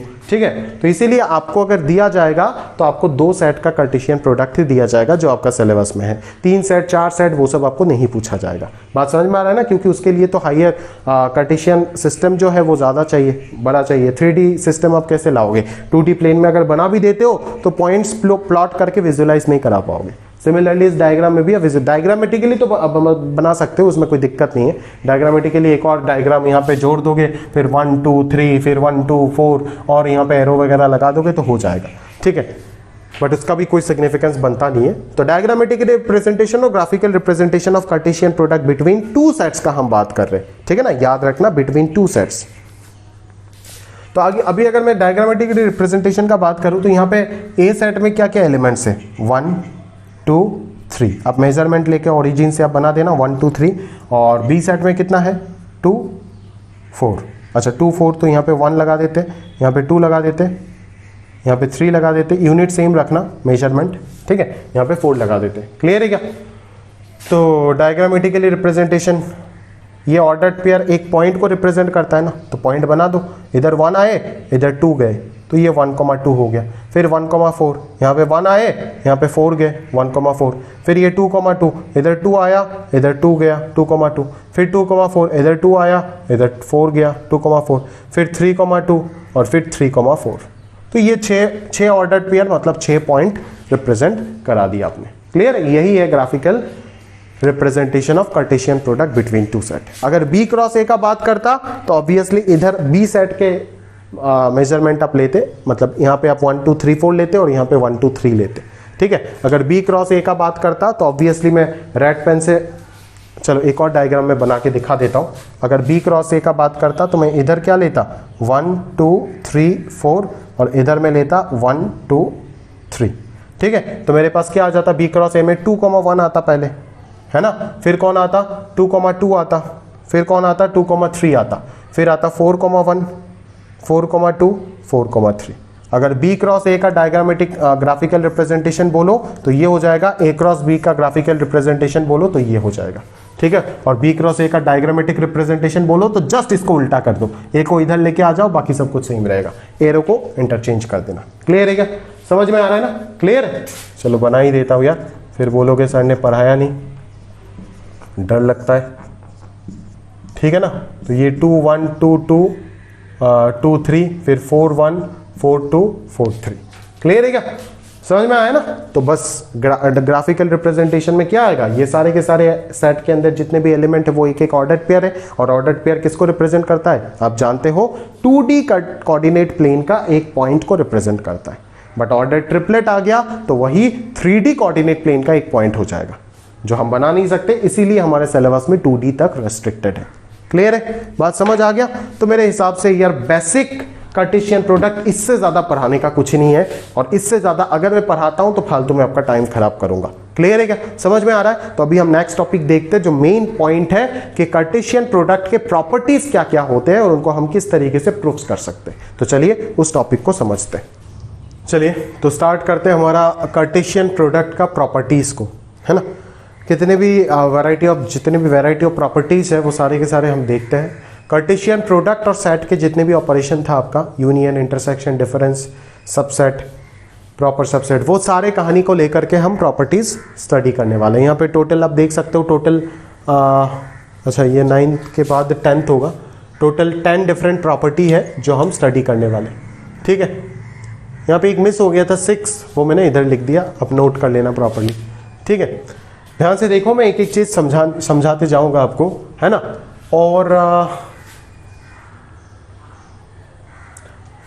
और देखो एक और बात देखो, आपके टेक्स्ट बुक की अगर मैं बात करूं तो टेक्स्ट बुक में शायद मेरे ख्याल से 5 6 7 और 10 ये 4 शायद मेरे हिसाब से नहीं दिया, बाकी सारे के सारे कहानी उन लोगों ने दे रखा है बुक में, मेरे ख्याल से, मेरे को जहाँ तक याद है उस जगह तक मैं बात कर रहा हूँ आपको, ठीक है। पहला 4, हाँ ये बाकी 6 दिया है, ये 4 जो है वो शायद मिस कर दिया उन्होंने, क्लियर है क्या। बट उन चारों को भी हम लोग स्टडी करने वाले, खैर इन चारों को बाद में देखते, पहले जो 6 बुक में है वो सारे के सारे प्रॉपर्टीज देख लेते हैं, समझने का प्रयास करते हैं। क्योंकि आप देखो, वेरीफाई करने का अगर बात आए तो आप एग्जाम्पल मान के ए को कोई सेट, बी को कोई सेट, सी को कोई सेट कंसीडर कर लो और अकॉर्डिंगली वेरीफाई कर दो, वो तो आप कर ही सकते हो, उसमें कोई दिक्कत वाली बात नहीं है। बट जो प्रॉब्लम आएगा यहां पे, वो प्रॉब्लम ये है कहीं ना कहीं कि सिर्फ वेरीफाई करने से काम नहीं चलेगा ना, आपको प्रूफ करना भी आना चाहिए। याद करो सेट थ्योरी में हम लोग किस लॉजिक को यूज करके प्रूफ कर रहे थे, ठीक है, डेफिनेशन ऑफ सेट ऑपरेशन को यूज करके x belongs to this this consider करके प्रूफ करते थे ना। अगर कोई भी देखो कार्टेशियन प्रोडक्ट है तो सेट ही ना, कोई भी दो सेट को अगर हमारे को इक्वल प्रूफ करना है, ये भी सेट है ये भी सेट है, दोनों का यूनियन भी सेट है, तो RHS सेट हो गया, LHS भी सेट है, तो दोनों सेट को अगर इक्वल प्रूफ करना है तो हम क्या थॉट यूज करते थे कि पहला वाला अगर A equal to B proof करना है तो क्या यूज करते थे कि A is a subset of B and B is a subset of A। पहले आप A is a subset of B proof करते थे, कन्वर्सली देके B is a subset of A proof करते थे, और फिर बोलते थे कि from 1 and 2 we obtain A is equal to B, क्योंकि आप जानते हो कि A B का सबसेट है और B भी अगर A का सबसेट है तो A और B इक्वल होगा ही होगा, कन्फर्म है। और A is a subset of B कैसे प्रूफ करते थे, आप A पर कोई भी एक एलिमेंट X कंसीडर कर लेते थे और वही एलिमेंट X B पे बिलोंग कर रहा है वो आप प्रूफ करते हो। तो अगर X A पे बिलोंग कर रहा है जो आपने एज्यूम किए, और उसके बाद अगर फाइनली आपको ये मिल जाता है कि वही X B पे भी बिलोंग कर रहा है, तो कंफर्म है कि A B का सबसेट हो जाता है, ठीक है ना। सिमिलरली कन्वर्सली आप दूसरा कोई एलिमेंट Y आप कंसीडर कर लेते हो B पे और ये प्रूफ कर देते हो कि वही सेट Y जो है, वही एलिमेंट Y जो है वो A पे बिलोंग कर रहा है, that is B is a subset of A हो गया। तो इन दोनों से आप बोल देते हो कि A और B इक्वल है। तो यहां पे भी हम एग्जैक्टली वही थॉट रखने वाले हैं, थॉट हमारा पूरा सेम रहेगा, उसमें कोई चेंजेस नहीं आएगा। बस चेंजेस आएगा तो कहां पे आएगा, एलिमेंट पे। पहले आप x बिलोंग्स टू A लिख देते थे, अभी आप x बिलोंग्स टू A नहीं लिख पाएंगे, क्योंकि आपके पास जो भी चीज है अभी वो कार्टेशियन प्रोडक्ट में है। अभी आपको इस जगह पे कोई एलिमेंट कंसीडर करना होगा। अगर नंबर 1 वाला प्रूफ करने का बात करूं मैं, तो सबसे पहले आपको A cross B union C पे कोई एलिमेंट पिक करना होगा। अगर A cross B union C पे आप कोई एलिमेंट पिक करना चाहते हो तो A cross B union C तो एक कार्टेशियन प्रोडक्ट है ना, उसका जो एलिमेंट होगा वो ऑब्वियसली क्या होगा, एक ऑर्डर्ड पेयर के फॉर्मेट में होगा। बात समझ में आ रहा है ना। Cartesian product between two set, 3 set नहीं 2 सेट, याद रखना ये अपने आप में एक सेट काउंट हो रहा है। तो 2 सेट के बीच का ऑब्वियसली जो एलिमेंट आएगा वो ऑर्डर्ड पेयर के फॉर्मेट में आएगा। ये सारे के सारे प्रॉपर्टीज जो है वो 2 सेट्स के लिए है, याद रखना। 3 सेट्स के लिए वो वेरी करेगा नहीं करेगा अपन बोल नहीं सकते, 2 सेट्स के लिए याद रखना ये बात, ठीक है। चलो, तो A cross B union C equal to A cross B union A cross C, मतलब कहीं ना कहीं आपका यूनियन जो है वो डिस्ट्रीब्यूट हो रहा है, वो आपको प्रूफ करना है। तो यूनियन डिस्ट्रीब्यूट हो रहा है वो चीज अगर आप प्रूफ करना चाहते हो तो अपन कैसे प्रूफ करेंगे एग्जैक्टली, ध्यान से देखिएगा बात को, है ना। हम पहले इस जगह पे कोई एलिमेंट कंसीडर कर लेंगे और प्रूफ करने का कोशिश करेंगे कि वही एलिमेंट यहां पे प्रेजेंट है। तो अगर यहां पे कंसीडर करके यहां पे प्रूफ कर देते हो, मतलब ये इसका सबसेट हो गया। सिमिलरली कन्वर्स में यहां पे कंसीडर करके यहां पे प्रूफ कर दोगे तो ये इसका सबसेट हो जाएगा, तो दोनों इक्वल हो जाएगा। क्लियर है। तो ऑब्वियसली अभी आप समझ रहे होंगे कि यहां पे अगर आपको कोई भी एलिमेंट कंसीडर करना है तो अभी आप x बिलोंग्स टू नहीं लिख पाएंगे, अभी आपको A, B बिलोंग्स टू लिखना पड़ेगा, क्योंकि कार्टेशियन प्रोडक्ट में x नाम का कोई एलिमेंट नहीं होगा, ऑर्डर्ड पेयर होगा। कार्टेशियन प्रोडक्ट बिटवीन 2 सेट में x नाम का कोई एलिमेंट नहीं होगा, यहाँ पे जो भी एलिमेंट होगा वो सारे के सारे ऑर्डर्ड पेयर होगा। इसीलिए हमने यहाँ पे लिखा let A, B be an arbitrary element of A cross B union C such that A, B belongs to A cross B union C, ठीक है। तो हमने सबसे पहले मान लिया कि A, B इस सेट में बिलोंग कर रहा है। अगर A, B इसमें बिलोंग करता है तो मैं क्या लिख सकता हूं, बोलो क्या लिख सकता हूं। बहुत बच्चा यहां से क्या लिख देता है जानते हो, मैं अच्छे से आज भी बता के दे रहा हूं और अंत में जब टेस्ट लूंगा आप भी मिस्टेक करोगे, बोल के दे रहा हूं, आप मिस्टेक करोगे अगर आप मेरा ये बात ध्यान से नहीं सुने। बहुत बच्चा यहां से जाके उसको पता ही नहीं चलता, वो समझने के लिए जाता ही नहीं किसी चीज, सिर्फ याद करना चाहता है। तो यहां पे जो मिस्टेक होता है बच्चे से वो ये मिस्टेक होता है बेसिकली, वो समझने के लिए जाता नहीं, इसीलिए इस प्रकार के मिस्टेक्स वो कर लेता है कि वो डायरेक्टली यहां से क्या लिख देता है बिना समझे, जानते हो क्या, वो लिख देता है A, B belongs to A and A, B belongs to B union C, जो कि कंप्लीटली एक गलत कंसेप्ट है। भाई A सेट में A, B कैसे आ पाएगा, भाई A, B तो ऑर्डर्ड पेयर है ना, वो तो हमेशा कार्टेशियन प्रोडक्ट में आता है। A, B A सेट में कैसे आ जाएगा बोलो तो, ये पॉसिबल है क्या प्रैक्टिकली, ये पॉसिबल नहीं है। तो यहां पे उसका लॉजिकल मिस्टेक होता है ना। तो होना क्या चाहिए था कि A, B अगर इस कार्टेशियन प्रोडक्ट में है तो ऑब्वियसली B हो जाएगा सेकंड सेट का एलिमेंट और A हो जाएगा फर्स्ट सेट। कार्टेशियन प्रोडक्ट का फर्स्ट सेट ए है, second set B union C है, तो ए हो जाएगा ए का element and B belongs to B union C. तो देखो अभी इसी B belongs to B union C को आप क्या लिख पाओगे, बी बिलोंग्स टू बी और बी बिलोंग्स टू सी, जो आप सेट थ्योरी में ऑलरेडी पढ़ लिए। यूनियन का मतलब और होता है, ठीक है। अच्छा अभी फील करके देखना, फील करके लिखना, अगर फील नहीं करोगे ना तो मिस्टेक हो जाएगा। आप क्या करते हो, आप आंसर लाने के लिए आप देखोगे कि आपको प्रूफ करने के लिए यहां पे ये चाहिए, तो इस तरीके से आप सोच सोच के क्लबिंग करने का कोशिश करते हो। फील करो, फील करो, क्लबिंग करने से नहीं होगा, यहां पे फंस जाओगे, यहां पे फंस जाओगे। आपका बुक में भी गलत लिखा हुआ है, समझ रहे हो ना। पता नहीं किस राइटर ने बुक लिखा है यार, इतना वाहियात, कुछ आता नहीं उसको, पीएचडी कर करके एक सिंपल सा कार्टेशियन प्रोडक्ट का फॉर्मूला सही से लिख नहीं पाता है, इतना वाहियात लोग है यार, ठीक है, ठीक है ना। ऐसा अगर क्लबिंग करने जाओगे ना तो पूरा जिंदगी के लिए आप भी क्लब बन जाओगे किसी और के साथ, आपका इंडिपेंडेंट होना इम्पॉसिबल हो जाएगा ना कहीं ना कहीं, समझ रहे हो ना। तो जैसे सिखा रहा हूं वैसे फील करके चीजों को सीखो। क्लबिंग करने जुगाड़ लगाने मत चले जाना हर जगह पे, ठीक है। जुगाड़ अपन भी बताएंगे, कोई दिक्कत नहीं, बट समझ के जुगाड़ लगा रहे हो तो ठीक है। तो अगर मैं बोलूं A belongs to A and B belongs to B और B बिलोंग्स टू C, तो इसका मीनिंग क्या है समझो ना। A बिलोंग्स टू A तो होना ही पड़ेगा एंड इन दोनों में से कोई भी एक होना पड़ेगा। इसका मतलब क्या है कि A बिलोंग्स टू A तो होगा ही होगा और इन दोनों में से कोई भी एक होगा। इसका मतलब मैं क्या लिखूंगा, A belongs to A and B belongs to B, या तो A के साथ A बिलोंग्स टू A तो होना ही पड़ेगा दोनों जगह पे, या तो A के साथ A बिलोंग्स टू A के साथ B बिलोंग्स टू B आएगा, या तो B बिलोंग्स टू C आएगा। मतलब ये जो और वाला पार्ट है वो डिस्ट्रीब्यूट हो गया। फील करके समझो, मैं आंसर लाने के लिए नहीं लिख रहा हूं, मैं फील करके यहां से लिख रहा हूं कि स्टेटमेंट का मीनिंग क्या है कि A belongs to A and B belongs to B और B बिलोंग्स टू C। मतलब ये तो होना ही पड़ेगा और इन दोनों में से कोई भी एक होने से होगा। तो इन दोनों में से अगर कोई भी एक होने से हुआ तो इसका मतलब क्या कि A बिलोंग्स टू A तो आना ही पड़ेगा, उसके साथ B बिलोंग्स टू B आ सकता है और A बिलोंग्स टू A के साथ B बिलोंग्स टू C आ सकता है। That's it. तो A बिलोंग्स टू A अगर है और B बिलोंग्स टू B अगर है तो ऑब्वियसली मैं क्या लिख सकता हूं यहां से, A comma B ordered pair जो होगा वो A क्रॉस B में होगा।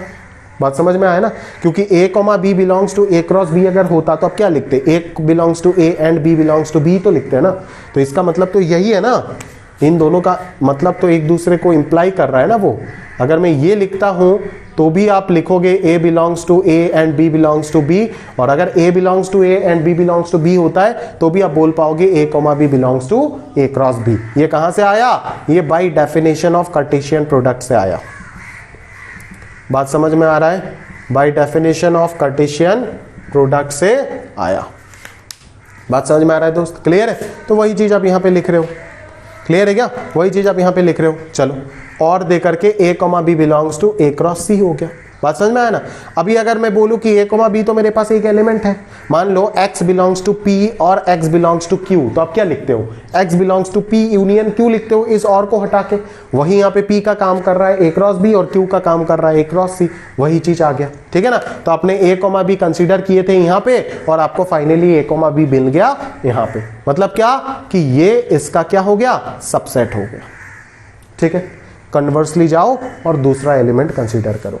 अभी यहां पे भी बहुत बच्चा A कॉमा B दे करके लिख देता है, जो मैं आपको सजेस्ट करूंगा कि आप मत लिखो, आप X कॉमा Y लिखो, क्योंकि A कॉमा B अगर इसमें भी है फिर A कॉमा B अगर यहां पे भी लिख देते हो A comma B belongs to this, तो ये मीनिंगलेस समझता है ना, ये ठीक ठाक चीज नहीं बैठता है। क्योंकि मेरे हिसाब से कि A कॉमा B अगर इसमें आप कंसीडर कर रहे हो तो यहाँ पे आप दूसरा वेरिएबल दे दो ना, तो थोड़ा अच्छा लगता है। नहीं तो ऐसे लगता है ना A कॉमा B अगर इसमें भी है और A कॉमा B अगर इसमें भी सर अगले वाले पे कंसीडर कर रहे हैं तो ये प्रूफ क्यों किए, तो वो तो डायरेक्टली बता रहे हैं ना कि A कॉमा B यहाँ पे भी है, A कॉमा B यहाँ पे भी है, तो इसीलिए यहाँ पे नाम थोड़ा चेंज करके लिखो, X कॉमा Y लिखो। ये मैं सजेस्ट करूंगा अगर टेक्निकली आप चीजों को करेक्ट करना चाहते हो तो। X कॉमा Y अगर मैं कोई भी एक आर्बिट्ररी एलिमेंट इसका कंसीडर करूं तो मैं क्या बोलूंगा यहाँ पे, मैं बोलूंगा X कॉमा Y, मैं ऐसे थोड़ी ना बोलूंगा।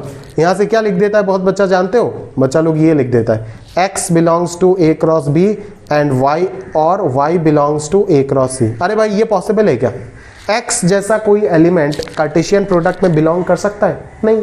कार्टेशियन प्रोडक्ट में हमेशा ऑर्डर्ड पेयर आएगा, तो इसका मतलब ही उसका गलत है, मतलब यहाँ पे वो मिस्टेक कर रखा है। तो यहां से लिखना क्या चाहिए, यहां से लिखना चाहिए कि अच्छा x, y अगर इसमें बिलोंग कर रहा है, इसका मतलब क्या है x, y इसमें भी होगा, x, y इसमें भी होगा। ये सारे छोटे छोटे पॉइंट्स को समझो, यहां पे ही आपका मिस्टेक होगा। ज्यादा होशियारी करोगे ना, प्रैक्टिस अगर नहीं करोगे अच्छे से तो गड़बड़ करोगे, फिर मैं आपको थप्पड़ लगाऊंगा, याद रखना। समझ में आ रहा है ना, क्लियर है। तो x, y belongs to a cross b और x, y belongs to a cross c। ठीक है, x, y belongs to a cross b और x, y belongs to a cross c। ये आ गया यहां से, ऑब्वियस है। तो यहां से मैं क्या लिख सकता हूं, x belongs to a and y belongs to b, और यहां से क्या लिख सकता हूं, x belongs to a and y belongs to c, है ना। कार्टेशियन प्रोडक्ट हट के हमेशा एंड ही आएगा ऑब्वियसली।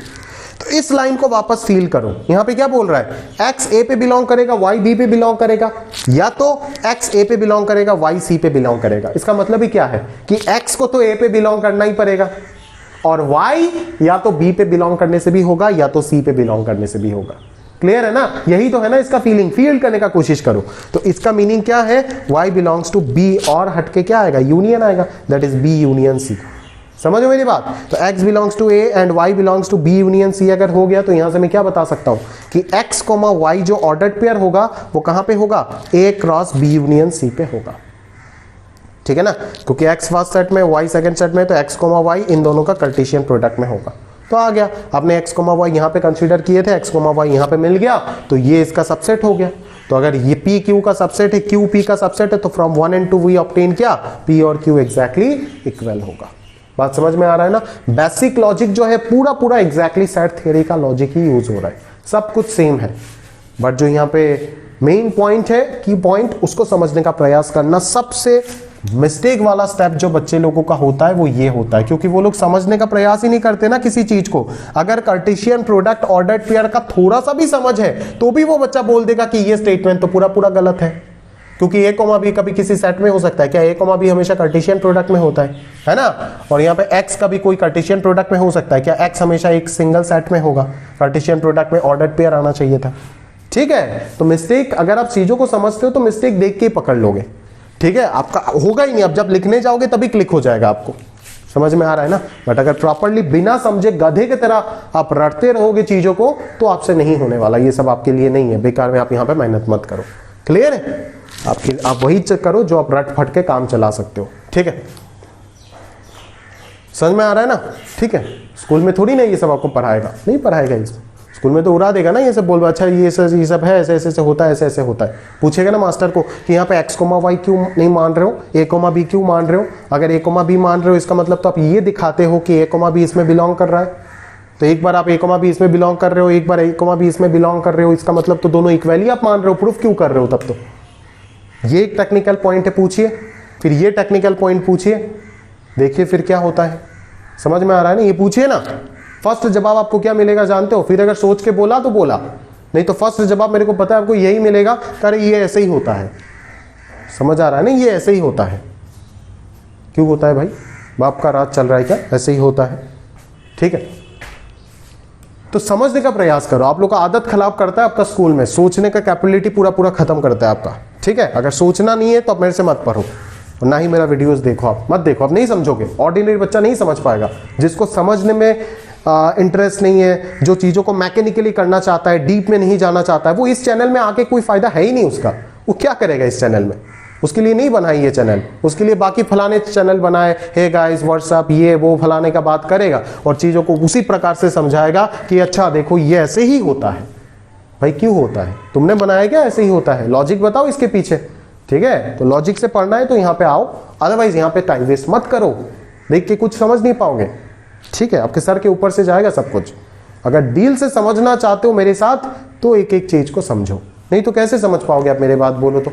आप चीजों को मैकेनिकली सोचना चाहते हो, आप दिमाग पे जोर डालना नहीं चाहते हो, आपको लगता है कि चीजें इतना आसान तरीके से हो जाएगा। आपका टेक्स्ट बुक गलत सलत चीजों को लिख करके आसान दिखाता है तो आपको लगता है कि चीजें आसान है। ओरिजिनली आसान तो है, बट कब है, जब उसको समझेंगे तभी तो आसान है ना। बिना समझे दो प्रकार से आसान हो सकता है, एक अच्छे बच्चे के लिए चीजों को समझ के आसान हो सकता है, और दूसरा है कि बिना समझ के गलत सलत पढ़ के चीजों को आसान बोल दिया। बात समझ में आ रहा है ना, क्लियर है। वही डिफरेंस है बस, और कुछ ही नहीं। अगर आप ईमानदारी से पढ़ना चाहते हो तभी आप इस चैनल का बेनिफिट उठा पाओगे ना। क्लियर है? अदरवाइज सारे बच्चे थोड़ी ना यहाँ पे समझ पाएंगे, नहीं समझ पाएंगे। मैं तो डायरेक्टली बता रहा हूँ, सारे बच्चे नहीं समझ पाएंगे। मतलब सारे बच्चे तभी समझ पाएंगे अगर उनके अंदर ये इच्छा है कि मैं डीपली चीजों को समझूं। समझ में आ रहा है ना? अगर डीपली चीजों को समझने का इंटरेस्ट ही नहीं है तो कहां से समझेगा? खेल थोड़ी ना है हर एक चीज। आगे बढ़ते दोस्त, आगे बढ़ते। तो ये वाला प्रूफ हो गया। सेकेंड वाले प्रूफ आप खुद से कीजिएगा, होमवर्क दे रहा हूं, ठीक है ना? खुद से कीजिएगा। बस क्या है, थोड़ा सा एडिटिंग करना है और क्या है। यहाँ पे इंटरसेक्शन लगा दोगे, यहाँ पे भी इंटरसेक्शन। मैं एडिटिंग कर सकता हूँ, आप तो नहीं कर सकते, आपके पास तो बोर्ड नहीं है। यहाँ पे भी एंड होगा, फिर एंड ही डिस्ट्रीब्यूट होगा। यहाँ पे भी एंड होगा, यहाँ पे इंटरसेक्शन, यहाँ पे इंटरसेक्शन, यहाँ पे इंटरसेक्शन, खत्म। फिर यहाँ पे भी इंटरसेक्शन, यहाँ पे भी इंटरसेक्शन, एंड होगा, एंड होगा, एंड होगा, इंटरसेक्शन होगा, इंटरसेक्शन होगा, इंटरसेक्शन होगा, ठीक है? और यहाँ पे भी इंटरसेक्शन। क्लियर है? तो पूरा पूरा खेल एंड और इंटरसेक्शन का हो गया। नंबर 2 प्रूफ कर दिया। चलो नंबर 3 पे चलते। चलो डिफरेंस ऑफ सेट आया, यूनियन और इंटरसेक्शन के बाद क्या आया हमारे पास? यहाँ पे डिफरेंस बिटवीन 2 सेट्स आया। तो 1 और 2 अच्छे से नोट्स कर लेना विद सारे लॉजिक। जो मैंने मिस्टेक्स बताया ना, जो टॉपर होता है ना उसका कॉपी में सही तरीका भी होता है, गलत तरीका भी होता है, ताकि रिवीजन के बाद तो उसको क्लिक हो जाए। बट आप लोग जो ज्ञानी लोग हो ना, उनको मैं ज्ञानी बाबा इसीलिए बोलता हूं क्योंकि वो समझ ही नहीं पाता है कि वो क्या मिस्टेक करता है। बहुत अच्छे बच्चे को देखा हूं इस तरीके से करेगा, वो समझ में आ रहा है ना? वो सोचेगा अरे ये सब समझ के ये सब लिख के क्या करूं, ये सब तो आता है। अरे भाई आज आता है तेरे को, कल नहीं आएगा, कल तू वही भिखारी बन जाएगा। इस मामले में नॉलेज नहीं रहेगा तेरा, क्योंकि चीजें तभी याद होता है जब रिवीजन होता है। हमारे को रिवीजन नहीं होता है तो हर कोई इंसान भूलता है, हर कोई इंसान भूल जाता है, ठीक है? तो अपना ज्ञान आप दूसरी जगह पे रख करके आइएगा, ठीक है? और जो बोल रहा हो वो प्रॉपर्ली सुनने का और समझने का और लिखने का प्रयास कीजिए, क्योंकि ऐसा अगर काम नहीं करेंगे तो सक्सेसफुल नहीं बन पाएंगे। जो करेगा, जो मेरा बात सुनेगा, वो बन जाएगा। सिंपल सा लॉजिक। नहीं बनना है मत बनो। चलो अगले वाले क्वेश्चन पे चलते हैं। अगले वाले क्वेश्चन में भी मैं दोनों तो प्रूफ नहीं करने वाला, एक करूंगा एक आप करोगे। देखो यहां पे आ गया डिफरेंस ऑफ सेट का मतलब। तो यहां पे हम सबसे पहले x, y को a, b को कहां पे कंसीडर करेंगे? a cross b minus c पे। यहां पे a cross b minus c आएगा। तो a cross b minus c अगर है तो मैं a बिलोंग्स टू a लिखूंगा, है ना? और b बिलोंग्स टू क्या लिखूंगा? b माइनस c लिखूंगा। अभी b belongs to b minus c का मतलब क्या है? b belongs to b and b not belongs to c। याद करो, है ना? याद करो, x belongs to a minus b का मीनिंग क्या था? x a पे तो है, और मतलब हिंदी में और बोल रहा हूं, इंग्लिश और वाला नहीं। और उसके साथ x b पर भी नहीं है, सॉरी x a पर तो है और x b पर भी नहीं है, ये भी बताना पड़ेगा। a माइनस b का मतलब क्या है? a पे तो है बट b पे नहीं है, तो दोनों बताना पड़ेगा, इसीलिए बीच में एंड आ गया। और अगर लिख दो कि बीच में, इसका मतलब क्या? दोनों में से कोई एक होने से ही होगा, बट ऐसा तो नहीं है, यहां पे तो दोनों होना पड़ेगा, इसीलिए बीच में एंड आया, एंड आया, ठीक है ना? तो अभी मैं यहां पे इसको कैसे लिख सकता हूं, देखो जरा ध्यान से। तो यहां से आप लिखोगे a belongs to a and b belongs to b and b not belongs to c। तो फीलिंग को समझना, मतलब a पे बिलोंग करना पड़ेगा, b पे भी बिलोंग करना पड़ेगा और b c पे भी बिलोंग नहीं करना पड़ेगा। मतलब क्या कि a बिलोंग्स टू a जो है ये कंफर्म है, ये इसके साथ भी आएगा और ये इसके साथ भी आएगा। तो यहां पे मैं क्या लिख सकता हूं? a belongs to a and b belongs to b and a belongs to a and b not belongs to c। समझ में आया ना? क्लियर? तो यहां पे हो जाएगा a, b belongs to a cross b, और यहां पे क्या आएगा? a, b not belongs to a cross c। क्योंकि अगर a बिलोंग्स टू a है और b बिलोंग्स टू c है, तभी तो a, b belongs to a cross c होगा ना। अगर b not belongs to c है, एक भी नॉट बिलोंग्स टू अगर हो गया तो यहां पे भी नॉट बिलोंग्स टू आ जाएगा, और अगर यहां पे नॉट बिलोंग्स टू आ गया तो अगले वाले लाइन पे यहां पे डिफरेंस आ जाएगा, ठीक है ना? क्योंकि डिफरेंस को ही तो आप ऐसे लिखते ना, तो यहां पे डायरेक्टली क्या आ गया? आपका डिफरेंस आ गया। तो यहीं से प्रूफ हो गया कि a cross b minus c किसका सबसेट हो गया? a cross b minus a cross c का सबसेट हो गया। बात समझ रहे हो? सिमिलरली आप x, y कंसीडर कर लोगे इसमें, और अकॉर्डिंगली आप प्रूफ कर देना, जस्ट इसको उल्टा करके लगा देना आप, ठीक है ना। तो x comma Y belongs to a cross b minus a cross c, x comma Y यहाँ पे होगा एंड x कोमा वाई यहाँ पे नहीं होगा। अगर x कोमा वाई यहाँ पे नहीं है तो x a पे भी नहीं होगा, y c पे भी नहीं होगा, ठीक है ना। तो इसका मतलब मैं क्या लिखूंगा यहाँ से, सॉरी, अगर x कोमा वाई इसमें नहीं है इसका मतलब क्या था, इसमें नहीं है इसका मतलब क्या था, a पे था और b c पे नहीं था। तो यहाँ पे क्या आएगा, x तो a पे होगा और y c पे नहीं होगा। देखो इसका ये भी मीनिंग हो सकता है कि x a पे भी नहीं है और y c पे भी नहीं है, तब भी x comma Y a cross c पे नहीं होगा। बट एज हमें इस चीज का जरूरत है तो हम ये लिख रहे हैं, ठीक है। अभी इन दोनों को क्लब करके अगर फील करना चाहते हो तो x belongs to a is compulsory, जो कि होना ही पड़ेगा, एंड ये दोनों भी कंपलसरी है बट इन दोनों को मैंने मर्ज करके लिखा। तो यहाँ पे क्या आ जाएगा आपका, y not belongs to c, तो यहाँ पे माइनस आ जाएगा, यहाँ पे माइनस, तो यहाँ पे भी माइनस, तो यहाँ पे भी माइनस। बात समझ में आ रहा है ना। तो ये क्या हो जाएगा, ये क्या बोला मैंने, a cross b minus a cross c, ठीक है ना। तो ये हो जाएगा a cross b minus a cross c is a subset of a cross b minus c, is a subset of a cross b minus c, ठीक है ना। तो फ्रॉम 1 and 2 आप बोल सकते हो clearly a cross b minus c जो होगा वो किसके इक्वल हो जाएगा, a cross b minus a cross c के इक्वल हो जाएगा। क्लियर है, बात समझ में आ गया होगा आपको, ठीक है ना। तो यही लॉजिक है जो आपका यहाँ पे काम कर रहा है मेनली, ठीक है।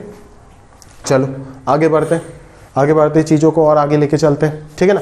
नेक्स्ट वाला पार्ट आप खुद से कर लीजिएगा दोस्त, इसमें मेरा कराने वाला कोई बात है नहीं, मेरे ख्याल से मेरा कराने वाला यहाँ पे कुछ नहीं है, ठीक है। आप इसको आराम से कर सकते हो, आप कर लीजिएगा। अगले पार्ट में अगर मैं चलूँ, नंबर 4 वाला इंपॉर्टेंट है एग्जाम पॉइंट ऑफ व्यू से, ज़रा ध्यान से देखने का कोशिश करना।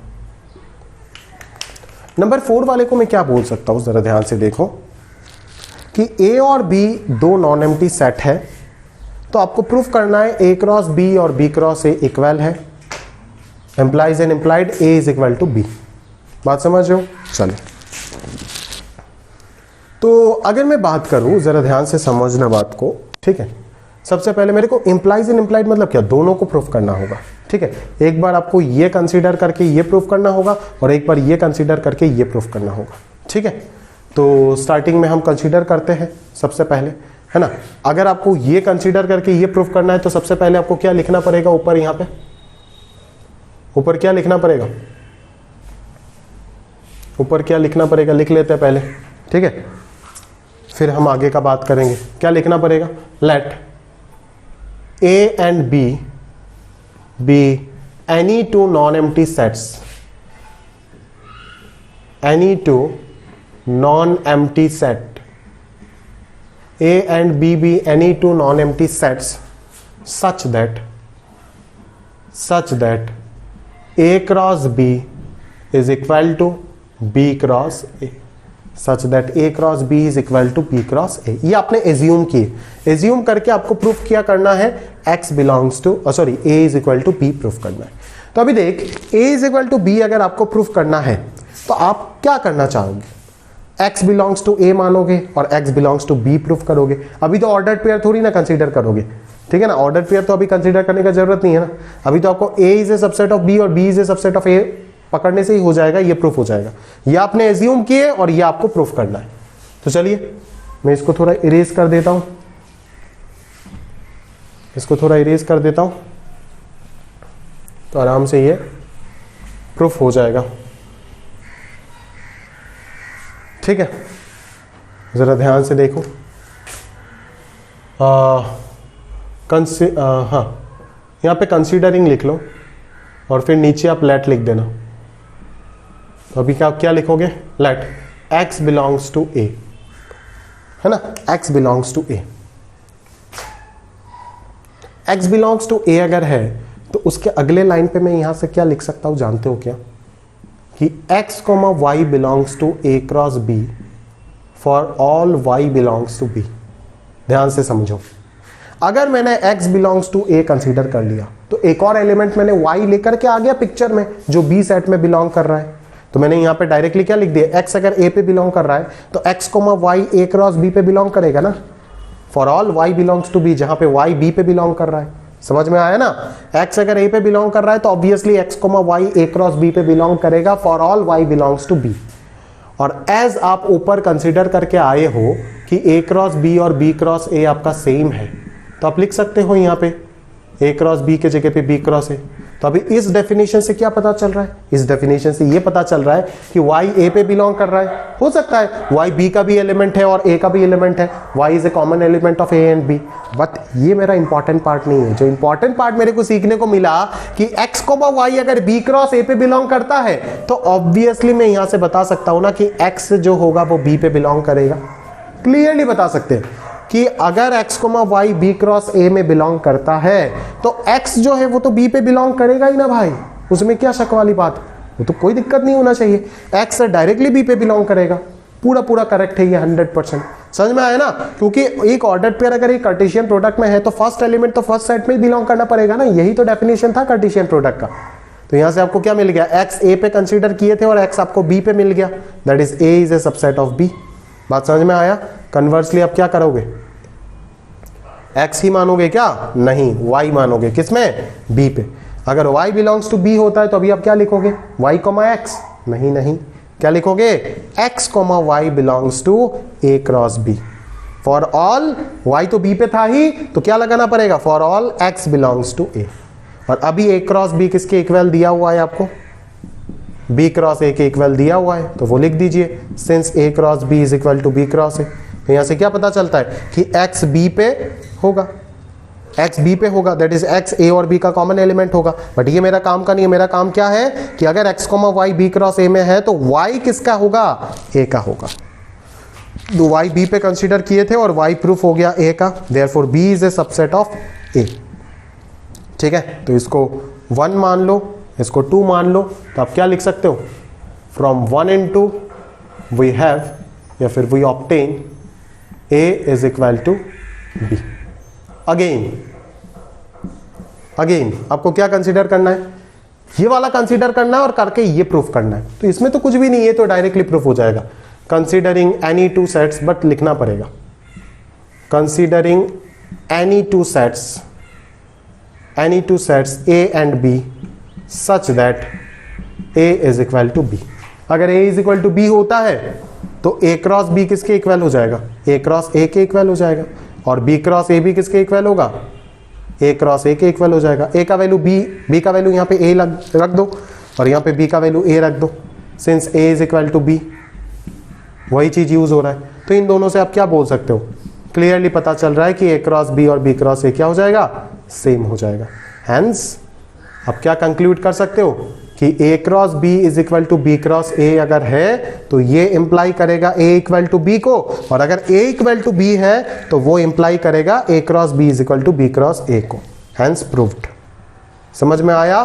तो इसी लॉजिक को आपको समझना पड़ेगा सर। ठीक है, कि अगर आपको उल्टा प्रूफ पूछा गया तो भी आप कर पाओ, उस काबिल आपको बनाना पड़ेगा खुद को। ठीक है, समझ आ रहा है? क्लियर है? तो इस तरीके से आप पूरा पूरा प्रूफ को सोच सकते हो अकॉर्डिंगली नंबर 4 को। तो चलिए 1 से 4 तक तो अपन ने सारे कहानी समझ गए। 5, 6, 7 को थोड़ा सा होल्ड करता हूं, मैं 8 और 9 को थोड़ा सा बता देता हूं। क्लियर है क्या? चलो 8 और 9 को थोड़ा बहुत बता देते हैं। 8 और 9 में, 8 और 1 में क्या डिफरेंस है? 1 में क्या था? 3 सेट था, बट यहां पे कितना सेट आ गया? 4 सेट आ गया। यहाँ पे कितना सेट आ रहा है? 4 सेट आ रहा है। ठीक है, उधर 3 सेट था, यहाँ पे 4 सेट आ गया। बाकी दोनों ही प्रूफ इंटरसेक्शन का है। ठीक है ना? तो आपको अगर ये दोनों इक्वल करना है, सबसे पहले क्या प्रूफ करना पड़ेगा? यहाँ पे कोई भी एलिमेंट कंसीडर करना पड़ेगा और प्रूफ करना पड़ेगा कि वो यहाँ पे है, और कन्वर्सली यहाँ से कोई एलिमेंट पिक करके आपको यहाँ पे दिखाना पड़ेगा। बात समझ आ रहा है? क्लियर है? तो चलिए स्टार्ट करते। ठीक है ना भाई? चलो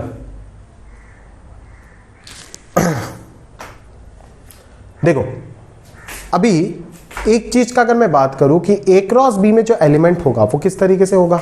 ऑर्डर्ड पेयर के फॉर्मेट में होगा नहीं होगा बोलो? और c क्रॉस d में जो एलिमेंट होगा वो भी ऑर्डर्ड पेयर के फॉर्मेट में आएगा।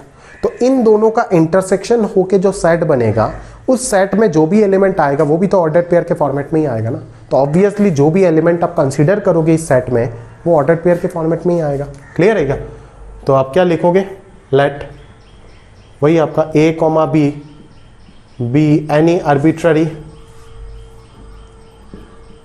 arbitrary element of a cross b intersection c cross d such that a cross a comma b belongs to a cross b intersection c cross d। अभी बहुत बच्चा क्या करता है जानते ही होंगे कि a बिलोंग्स टू दिस लिख देता है और b बिलोंग्स टू दिस, जो कि पूरा गलत है। अरे भाई a कभी भी a क्रॉस b में बिलोंग कर पाएगा क्या? नहीं कर पाएगा। तो अब समझ रहे हो यहां से क्या होगा, a comma b belongs to a cross b होगा and a comma b again belongs to c cross d होगा। तो इसका मानी क्या है, a belongs to a and b belongs to b है, और इसका मतलब a belongs to a and b belongs to d है। बात समझ आ रहा है? क्लियर है? चलो, तो अभी मेरे को अगर मैं ये चारों के चारों का बीच में एंड लिखा हुआ है, मतलब सब के सब होना मैंडेटरी है, तो मैं a और c को क्लब कर देता हूं क्योंकि मेरे को यहाँ पे a और c लाना है एक साथ, ठीक है। और यहाँ पे एंड लगा देता हूं, b belongs to b and b belongs to d, ठीक है। तो a अगर a पे है और a अगर c पे है और बीच में अगर a एंड है तो मैं क्या लिख सकता हूं, a belongs to a intersection c। Clear है? और यहाँ पे क्या हो जाएगा, b belongs to b intersection d। Clear है क्या? तो यहाँ से a कॉमा b जो होगा है ना, वो क्या आ जाएगा, a इंटरसेक्शन c क्रॉस, इसका मतलब हो जाएगा क्रॉस b इंटरसेक्शन d। बात समझ में आ रहा है ना? तो a कॉमा b आपने यहाँ पे कंसीडर किए थे और आपको ये मिल गया। देयरफॉर यहाँ से क्लियरली प्रूफ हो गया कि a cross b intersection c cross d जो होगा वो सबसेट हो जाएगा a intersection c cross b intersection d का। ठीक है ना? ये आराम से आपका इसका सबसेट प्रूफ हो गया। बात समझ में आ रहा है? क्लियर है? अभी आप इसको कन्वर्सली कर लीजिए, बस नीचे से ऊपर कर लीजिए और उस वक्त a कॉमा b यूज मत कीजिएगा, x कॉमा y यूज कर लीजिएगा। या फिर अगर मार्क 2 मार्क जैसा है, 3 मार्क अगर है तो कन्वर्सली करो, मेरा तो यही सजेशन होगा। और अदरवाइज आप सिमिलरली दे के भी लिख सकते हो, सिमिलरली वी हैव, ठीक है ना, this is subset of that. ठीक है ना? तो फ्रॉम 1 and 2 आप क्या कमेंट कर दोगे, we obtain this two are equal, तो ये प्रूफ हो जाएगा। बट मसला जो है ना वो यूनियन वाले पे है, यूनियन वाले पे है। क्यों जानते हो क्या? ये यूनियन वाला देखिएगा, आपका बुक में लिख दिया है इक्वल टू दे करके। बुक वाला तो पूरा गधा है, कुछ नहीं पता उसको, किस गधे ने बुक लिखा है भगवान जानेगा। अगर मैं बात करूं कि ये दोनों क्यों इक्वल नहीं है, जरा ध्यान से आप देखना, चीजों को फील करना, मैं आपको एक्सप्लेन कर रहा हूं। यूनियन वाला नंबर 9 वाला, 8 वाला आप कर लीजिएगा कंप्लीट, उसके बाद ही 9 वाला देखिएगा, पूरा कंप्लीट कीजिए कॉपी में पहले, फिर पॉज करके आप रखो, 9 देखो उसके बाद। तो मैं क्या कंसीडर करूंगा यहाँ पे, यूनियन कंसीडर करूंगा। बहुत सही, कोई दिक्कत नहीं है। तो यहाँ पे यूनियन आएगा, यहाँ पे यूनियन आएगा, तो यहाँ पे यूनियन सॉरी और आएगा यहाँ पे, है ना, यहाँ पे और, तो यहाँ पे भी और, है ना। और यहाँ पे अगर और आता है तो मैं क्या लिखूंगा, यहाँ से फील करना स्टार्ट करो, A बिलोंग्स टू A और B बिलोंग्स टू B, और A बिलोंग्स टू C और B बिलोंग्स टू D। ठीक है ना? मतलब मैं क्या बोल पाऊंगा, या तो A पे होगा और B B पे होगा, या फिर A पे होगा और B D पे होगा। ठीक है? इन दोनों में से कोई भी एक होने से ही चलेगा। तो अगर मैं आपको समझाऊं कि अगर मैं सिर्फ A का बात करूं तो A में क्या बोलूंगा, या तो A पे भी होने से होगा और या तो A C पे भी होने से काम चलेगा, तो वही तो लिखूंगा ना। तो उसी सेंस से मेरे को समझ आता है कि यहां पे मैं क्या लिखने वाला हूं, और लिखने वाला हूं। और या तो B B पे होने से होगा या तो B D पे होने से भी होगा, क्योंकि दोनों ब्रैकेट्स में कोई एक होने से ही हुआ। ठीक है ना? तो यहां से यहां पे यूनियन आ जाएगा, इधर भी यहां पे यूनियन आ जाएगा, यहां पे भी यूनियन आ जाएगा और बीच में कार्टेशियन प्रोडक्ट। ठीक है? और ये लो आपका ये पूरा प्रूफ हो गया। ये तो बिल्कुल सही है, इसमें तो कोई दिक्कत वाली बात नहीं है, ये तो ट्रू है। बट मसला कब होगा जानते हो, उसके अगले वाले पे ध्यान से देखो, वो वाला पार्ट। अगर मैं यहां पे कन्वर्सली करता हूं तो कन्वर्सली में क्या करूंगा, let x, y belongs to A cross B union C cross D, sorry A union C cross B union D, वही मैं करूंगा। कन्वर्सली आप यहां पे x, y कंसीडर करोगे और यहां पे प्रूफ करोगे। तो यहां से आप क्या लिखोगे दोस्त, यहां से आप लिखोगे ऑब्वियसली, आप क्या लिखोगे, x, y तो A यूनियन C पे नहीं होगा ना, A यूनियन C पे x ही होगा, कोई ऑर्डर पेयर थोड़ी ना हो जाएगा, और y हो जाएगा B यूनियन D पे। ये आप समझ रहे होंगे, क्लियर है। तो x अगर A यूनियन C और y अगर B यूनियन D पे हुआ तो यहां से मैं क्या लिख पाऊंगा, x बिलोंग्स टू A और x belongs to C and y belongs to B और y बिलोंग्स टू D। ठीक है, समझ में आ रहा है ना, क्लियर है। अच्छा, अभी अगर आप आंसर निकालना चाहते हो, मतलब ये निकालना चाहते हो A क्रॉस B, A और B को मर्ज करना पड़ेगा, है ना, तो आप यहां से बिना समझे अगले लाइन पे लिख दोगे x belongs to A and y belongs to B, और बीच में और लगा के लिख दोगे x belongs to C and y belongs to D, और इस तरीके से आपका आंसर आ जाएगा। आप बोल दोगे अच्छा x A पे है, y B पे, मतलब x, y A cross B पे होगा और x, y C cross D पे होगा। ठीक है ना, तो x, y क्या हो जाएगा, A cross B union C cross D पे होगा, और कहीं ना कहीं यहां से आपका प्रूफ हो जाएगा कि A union C cross B union D जो है वो सबसेट है A cross B union C cross D का। ठीक है, अगर आप स्कूल वाले की तरह वो जो मैच करा करा के आंसर लाने के लिए करते हो ना, वैसे अगर करने जाओगे तो आप पकड़ ही नहीं पाओगे कि ये इसमें गलती क्या है। समझ में आ रहा है ना, ध्यान से देखो, आप इस स्टेप को ध्यान से देखो, ये क्या फील करा रहा है। ये बोल रहा है कि x A पे है और x C पे है, x A पे है या तो C पे है, और यहां पे बोल रहा है x y B पे है या तो D पे है। x A पे है या तो C पे है, और यहां पे बोल रहे हो x B पे, y B पे है या तो y D पे है। तो यहां से क्या आप ये लाइन लिख पाओगे? आप यहां पे क्या लिखे हो, x A पे है एंड y B पे है, या तो x C पे है और y D पे है। क्यों भाई, ऐसा नहीं हो सकता कि x C पे होगा और y B पे होगा, ऐसा भी तो हो सकता था ना। x A या फिर C किसी भी एक में से होने से ही हुआ, और y B और D किसी भी एक में से होने से ही हुआ। तो क्या मैं ये नहीं लिख सकता कि x C पे होगा और y B पे होगा? C को आप D के साथ ही क्यों ले गए और B को A के साथ ही क्यों ले गए? ये तो गलत है ना पूरा पूरा। समझ में आया? तो ये यहां पे कंसेप्चुअल मिस्टेक है, ये स्टेप से ये स्टेप कंप्लीटली रॉन्ग है। दैट्स वाई ये कभी भी हो नहीं सकता, ये पूरा पूरा रॉन्ग है नीचे वाला पार्ट।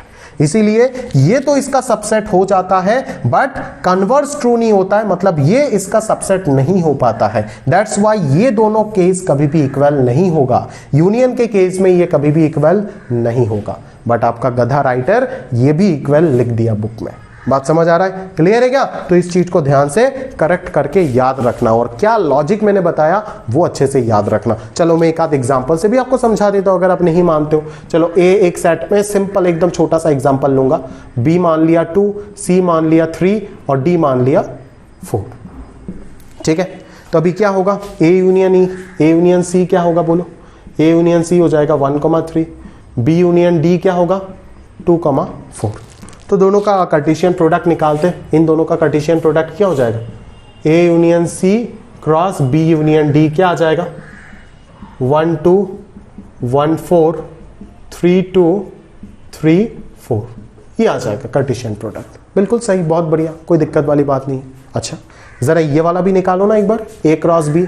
ए क्रॉस बी क्या होगा माय डियर, इधर एक एलिमेंट इधर एक एलिमेंट, तो ए क्रॉस बी में भी 1 into 1 एक ही एलिमेंट होगा जो कि 1,2 होगा सिर्फ, और सी क्रॉस डी में क्या आएगा 3,4। तो इधर क्या निकालना है, दोनों का यूनियन निकालना है। तो निकालिए ना जरा दोनों का union, A cross B union C cross D, तो वो कितना आ जाएगा 1,2 और 3,4। ये दोनों में कोई कॉमन नहीं है तो दोनों ही आ जाएगा आंसर। तो क्या आया, ये वाला आंसर ये आया और ये वाला आंसर ये आया। तो कौन किसका सबसेट लग रहा है, ये इसका सबसेट है, बट क्या ये इसका सबसेट है? क्या ये इसका सबसेट है? नहीं, इनमें जो एलिमेंट्स है वो इधर है, ये इसका सबसेट है क्योंकि इसमें दोनों के दोनों इधर प्रेजेंट है, बट इसके सारे के सारे इधर प्रेजेंट है क्या? तो क्या ये इसका सबसेट होगा? कभी नहीं होगा। अगर नहीं होगा मतलब ये सरासर क्या है, झूठ है, गलत है, जो हमने ऑलरेडी लॉजिक से आपको बता रखा है। अभी समझ में आया आपको कि किस तरीके से मिस्टेक्स लिखा हुआ रहता है बुक में? ठीक है, डायरेक्ट कंसेप्चुअल इतना बड़ा मिस्टेक है, फिर भी 5 साल से बुक चेंज नहीं हुआ, कोई फर्क ही नहीं पड़ता है उनको, क्योंकि उनको खुद को ही नहीं आता भाई, एक को भी नहीं आता है। समझ में आ रहा है ना? ना ही वो सीखना चाहते हैं। मेरे को अगर नहीं आता ना तो मेरा कम से कम सीखने का इंटरेस्ट है, इसीलिए मैं खुश रहता हूँ हमेशा। अगर आप मेरे को कुछ सिखाओगे ना आपको कभी मैं डिसरेस्पेक्ट नहीं करूंगा, थैंक यू जरूर बोलूंगा आपको, क्योंकि आपने मेरे को सिखाया। दुनिया का सारी चीज पता होगा मेरे को जरूरी थोड़ी ना है, बट उनको सीखने का ही मन नहीं है। इसीलिए तो टेक्स्ट बुक में, एक स्टेट का टेक्स्ट बुक में 5 साल से इतना बड़ा कंसेप्चुअल मिस्टेक, और ऐसा नहीं एक नहीं है, मैं 10-10 हजार 100 निकाल दूंगा, 1000 तो नहीं होगा, 1000 तो कंसेप्ट ही नहीं है बुक में, 100 मिस्टेक्स निकाल दूंगा ऐसे। समझ में आ रहा है? क्लियर है? तो इस तरीके से गलत चीज लिखा जाता है। तो अगर प्रॉपरली चीजों को नहीं पढ़ोगे ना तो ये सब आपके लिए कोई मायने ही नहीं रखेगा, ठीक है? और ये सब आपके लिए कोई मायने नहीं रखेगा, आप रट लोगे, लिख दोगे। जिस गलत इंसान ने बुक लिखा है वही गलत इंसान या फिर उससे भी रद्दी इंसान कॉपी चेक करेगा, वो आपको फुल मार्क दे देगा, 100 में 100 आएगा। आप बोलोगे, दुनिया बोलेगा आप तो अच्छा स्टूडेंट हो, IIT JEE में आपको फर्स्ट रैंक आना चाहिए। फिर आएगा लड्डू। क्यों आएगा? क्यों देगा IIT JEE आपको रैंक? इस तरीके से पढ़ने से आपको IIT में रैंक देगा? भूल जाओ भाई, ये सपना भूल जाओ आप, ठीक है? जैसे मैं बता रहा हूं प्रॉपरली उसी अंदाज में पढ़ोगे तो ही आप उस लेवल तक पहुंच पाओगे।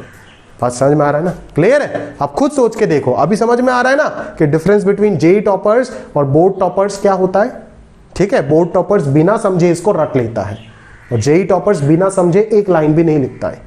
समझ में आ रहा है ना? वही बेसिक अंतर होता है। बाकी तो और भी बहुत सारे अंतर होता है, but basic fundamental difference between a board topper and a competition topper यही होता है, ठीक है ना? इस चीज को फील कीजिएगा, ठीक है? इसीलिए हमेशा बोर्ड टॉपर बनने के लिए पढ़ोगे ना तो पढ़ सकते हो। अगर चीजों को सही तरीके से पढ़ के आप बोर्ड टॉपर बनना चाहते हो तो उसमें गलती क्या है? हर कोई बच्चा टॉप करना चाहता है, बट जैसे तैसे चीजों को रट फट के कुछ भी करके ब्लाइंडली आप, समझ हो ना मेरी बात, तो आपसे कुछ हिलने वाला है नहीं सर। तो देख लीजिएगा जो भी मैंने पॉइंट्स आपको अच्छे से बता, ये एग्जांपल्स, यहां से ये स्टेप जो मिस्टेक है, ये सारे कंसेप्चुअल पार्ट जैसे मैंने फील कराया, ठीक है ना, वो अच्छे से अपना कॉपी में नोट करके रखना, क्योंकि वही आपको एक टॉपर बनाएगा। डिफरेंस जो क्रिएट होगा ना आपका और दूसरे बच्चे के बीच में, वो यही सब होगा कि ये आपको पता है बोल के आप आगे हो, वो उसको नहीं पता तो वो पीछे है। समझ में आ रहा है ना? क्लियर है? इसीलिए एजुकेशन सिस्टम जो है कि टीचर कौन उसको पढ़ा रहा है उस बच्चे को, उसका भी कुछ ना कुछ परसेंटेज जरूर चला जाता है उसका रिजल्ट के ऊपर। बात समझ में आ रहा है ना? मैं तो ये चीज मानता हूँ दोस्त हमेशा, क्योंकि मेरा रिजल्ट पे मेरा टीचर का इफेक्ट था। पहले मैं जिनसे पढ़ रहा था उनसे पढ़ के मेरे को बोर्ड्स में सिर्फ 95% आया, 85% आया। समझ में आ रहा है ना? बट जब मैं एक अच्छा टीचर से पढ़ा तो पूरा सब्जेक्ट का फील मेरे को समझ आया और मेरे को तब फर्क भी नहीं पड़ता है। मैं आज तक अपने 12 का मार्कशीट निकाल के भी नहीं देखा, मेरे को फर्क भी नहीं पड़ता मेरे को कितना नंबर आया, ठीक है? क्योंकि ज्ञान मेरे को अंदर है, सही क्या है वो मेरे को एटलीस्ट पता है, ठीक है? फिर भी वही कहते हैं, अंत में जाकर के कहते हैं ना कि नंबर ही सब कुछ होता है। तो प्रॉपर सही तरीके से नंबर लाना चाहते हो लाओ, गलत तरीके से लाना चाहते हो लाओ, समझ जाओगे एक दिन सारे कहानी आपका सामने क्लियर हो जाएगा। और उस दिन, आज मेरे को आप गाली दे सकते हो बट उस दिन दिल से आपका सारे चीज क्लियर हो जाएगा। बात समझ में आया ना? क्लियर है? तो चलिए ये सारी चीज आप अच्छे से नोट कर लीजिए। मैं रिमेनिंग पार्ट्स जो है 5, 6, 7 ये सारी चीज मैं आपको बता देता हूँ। तो चलिए देख लेते हैं रिमेनिंग पार्ट। मैं लिख दिया यहाँ पे क्योंकि टाइम काफी ज्यादा हो चुका है। देखो है ना, नंबर 5 वाले को ध्यान से देखो, ठीक है? क्या बोला जा रहा है?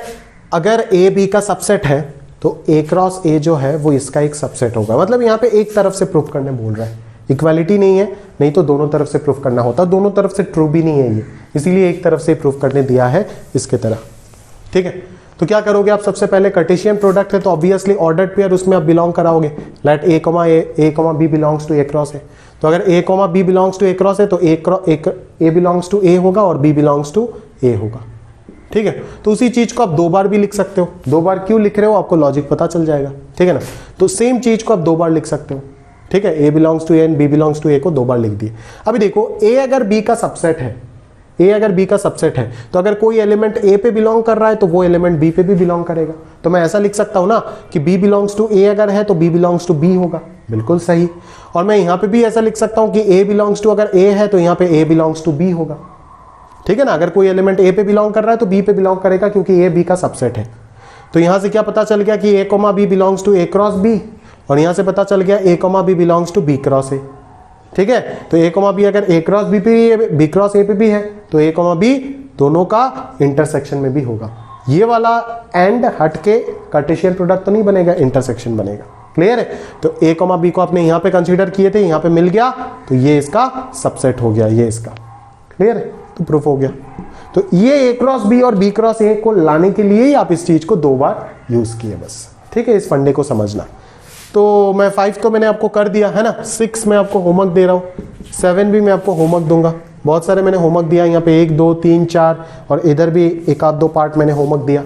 तो जो भी होमवर्क दिया गया वो बिल्कुल बेशक आप कर सकते हो खुद से, आप काबिल हो उतना। ये लेक्चर देखने के बाद अगर ईमानदारी से दिल से आप समझे हो दोस्त, तो पूरा पूरा आप कर पाओगे सारे के सारे क्वेश्चन। चलो मैं थोड़ा समझा देता हूं। अगर ए पी का सबसेट है तो ए क्रॉस बी, ए क्रॉस सी, बी क्रॉस सी का सबसेट होगा। इसमें क्या प्रूफ करना है बोलो? अगर ये इसका सबसेट प्रूफ करना है तो एक्स कॉमा वाई आप मान लो ए क्रॉस सी में, तो एक्स ए में बिलोंग करेगा, वाई सी में बिलोंग करेगा। और अगर ए बी का सबसेट है तो एक्स बिलोंग्स टू ए को मैं एक्स बिलोंग्स टू बी लिख सकता हूं।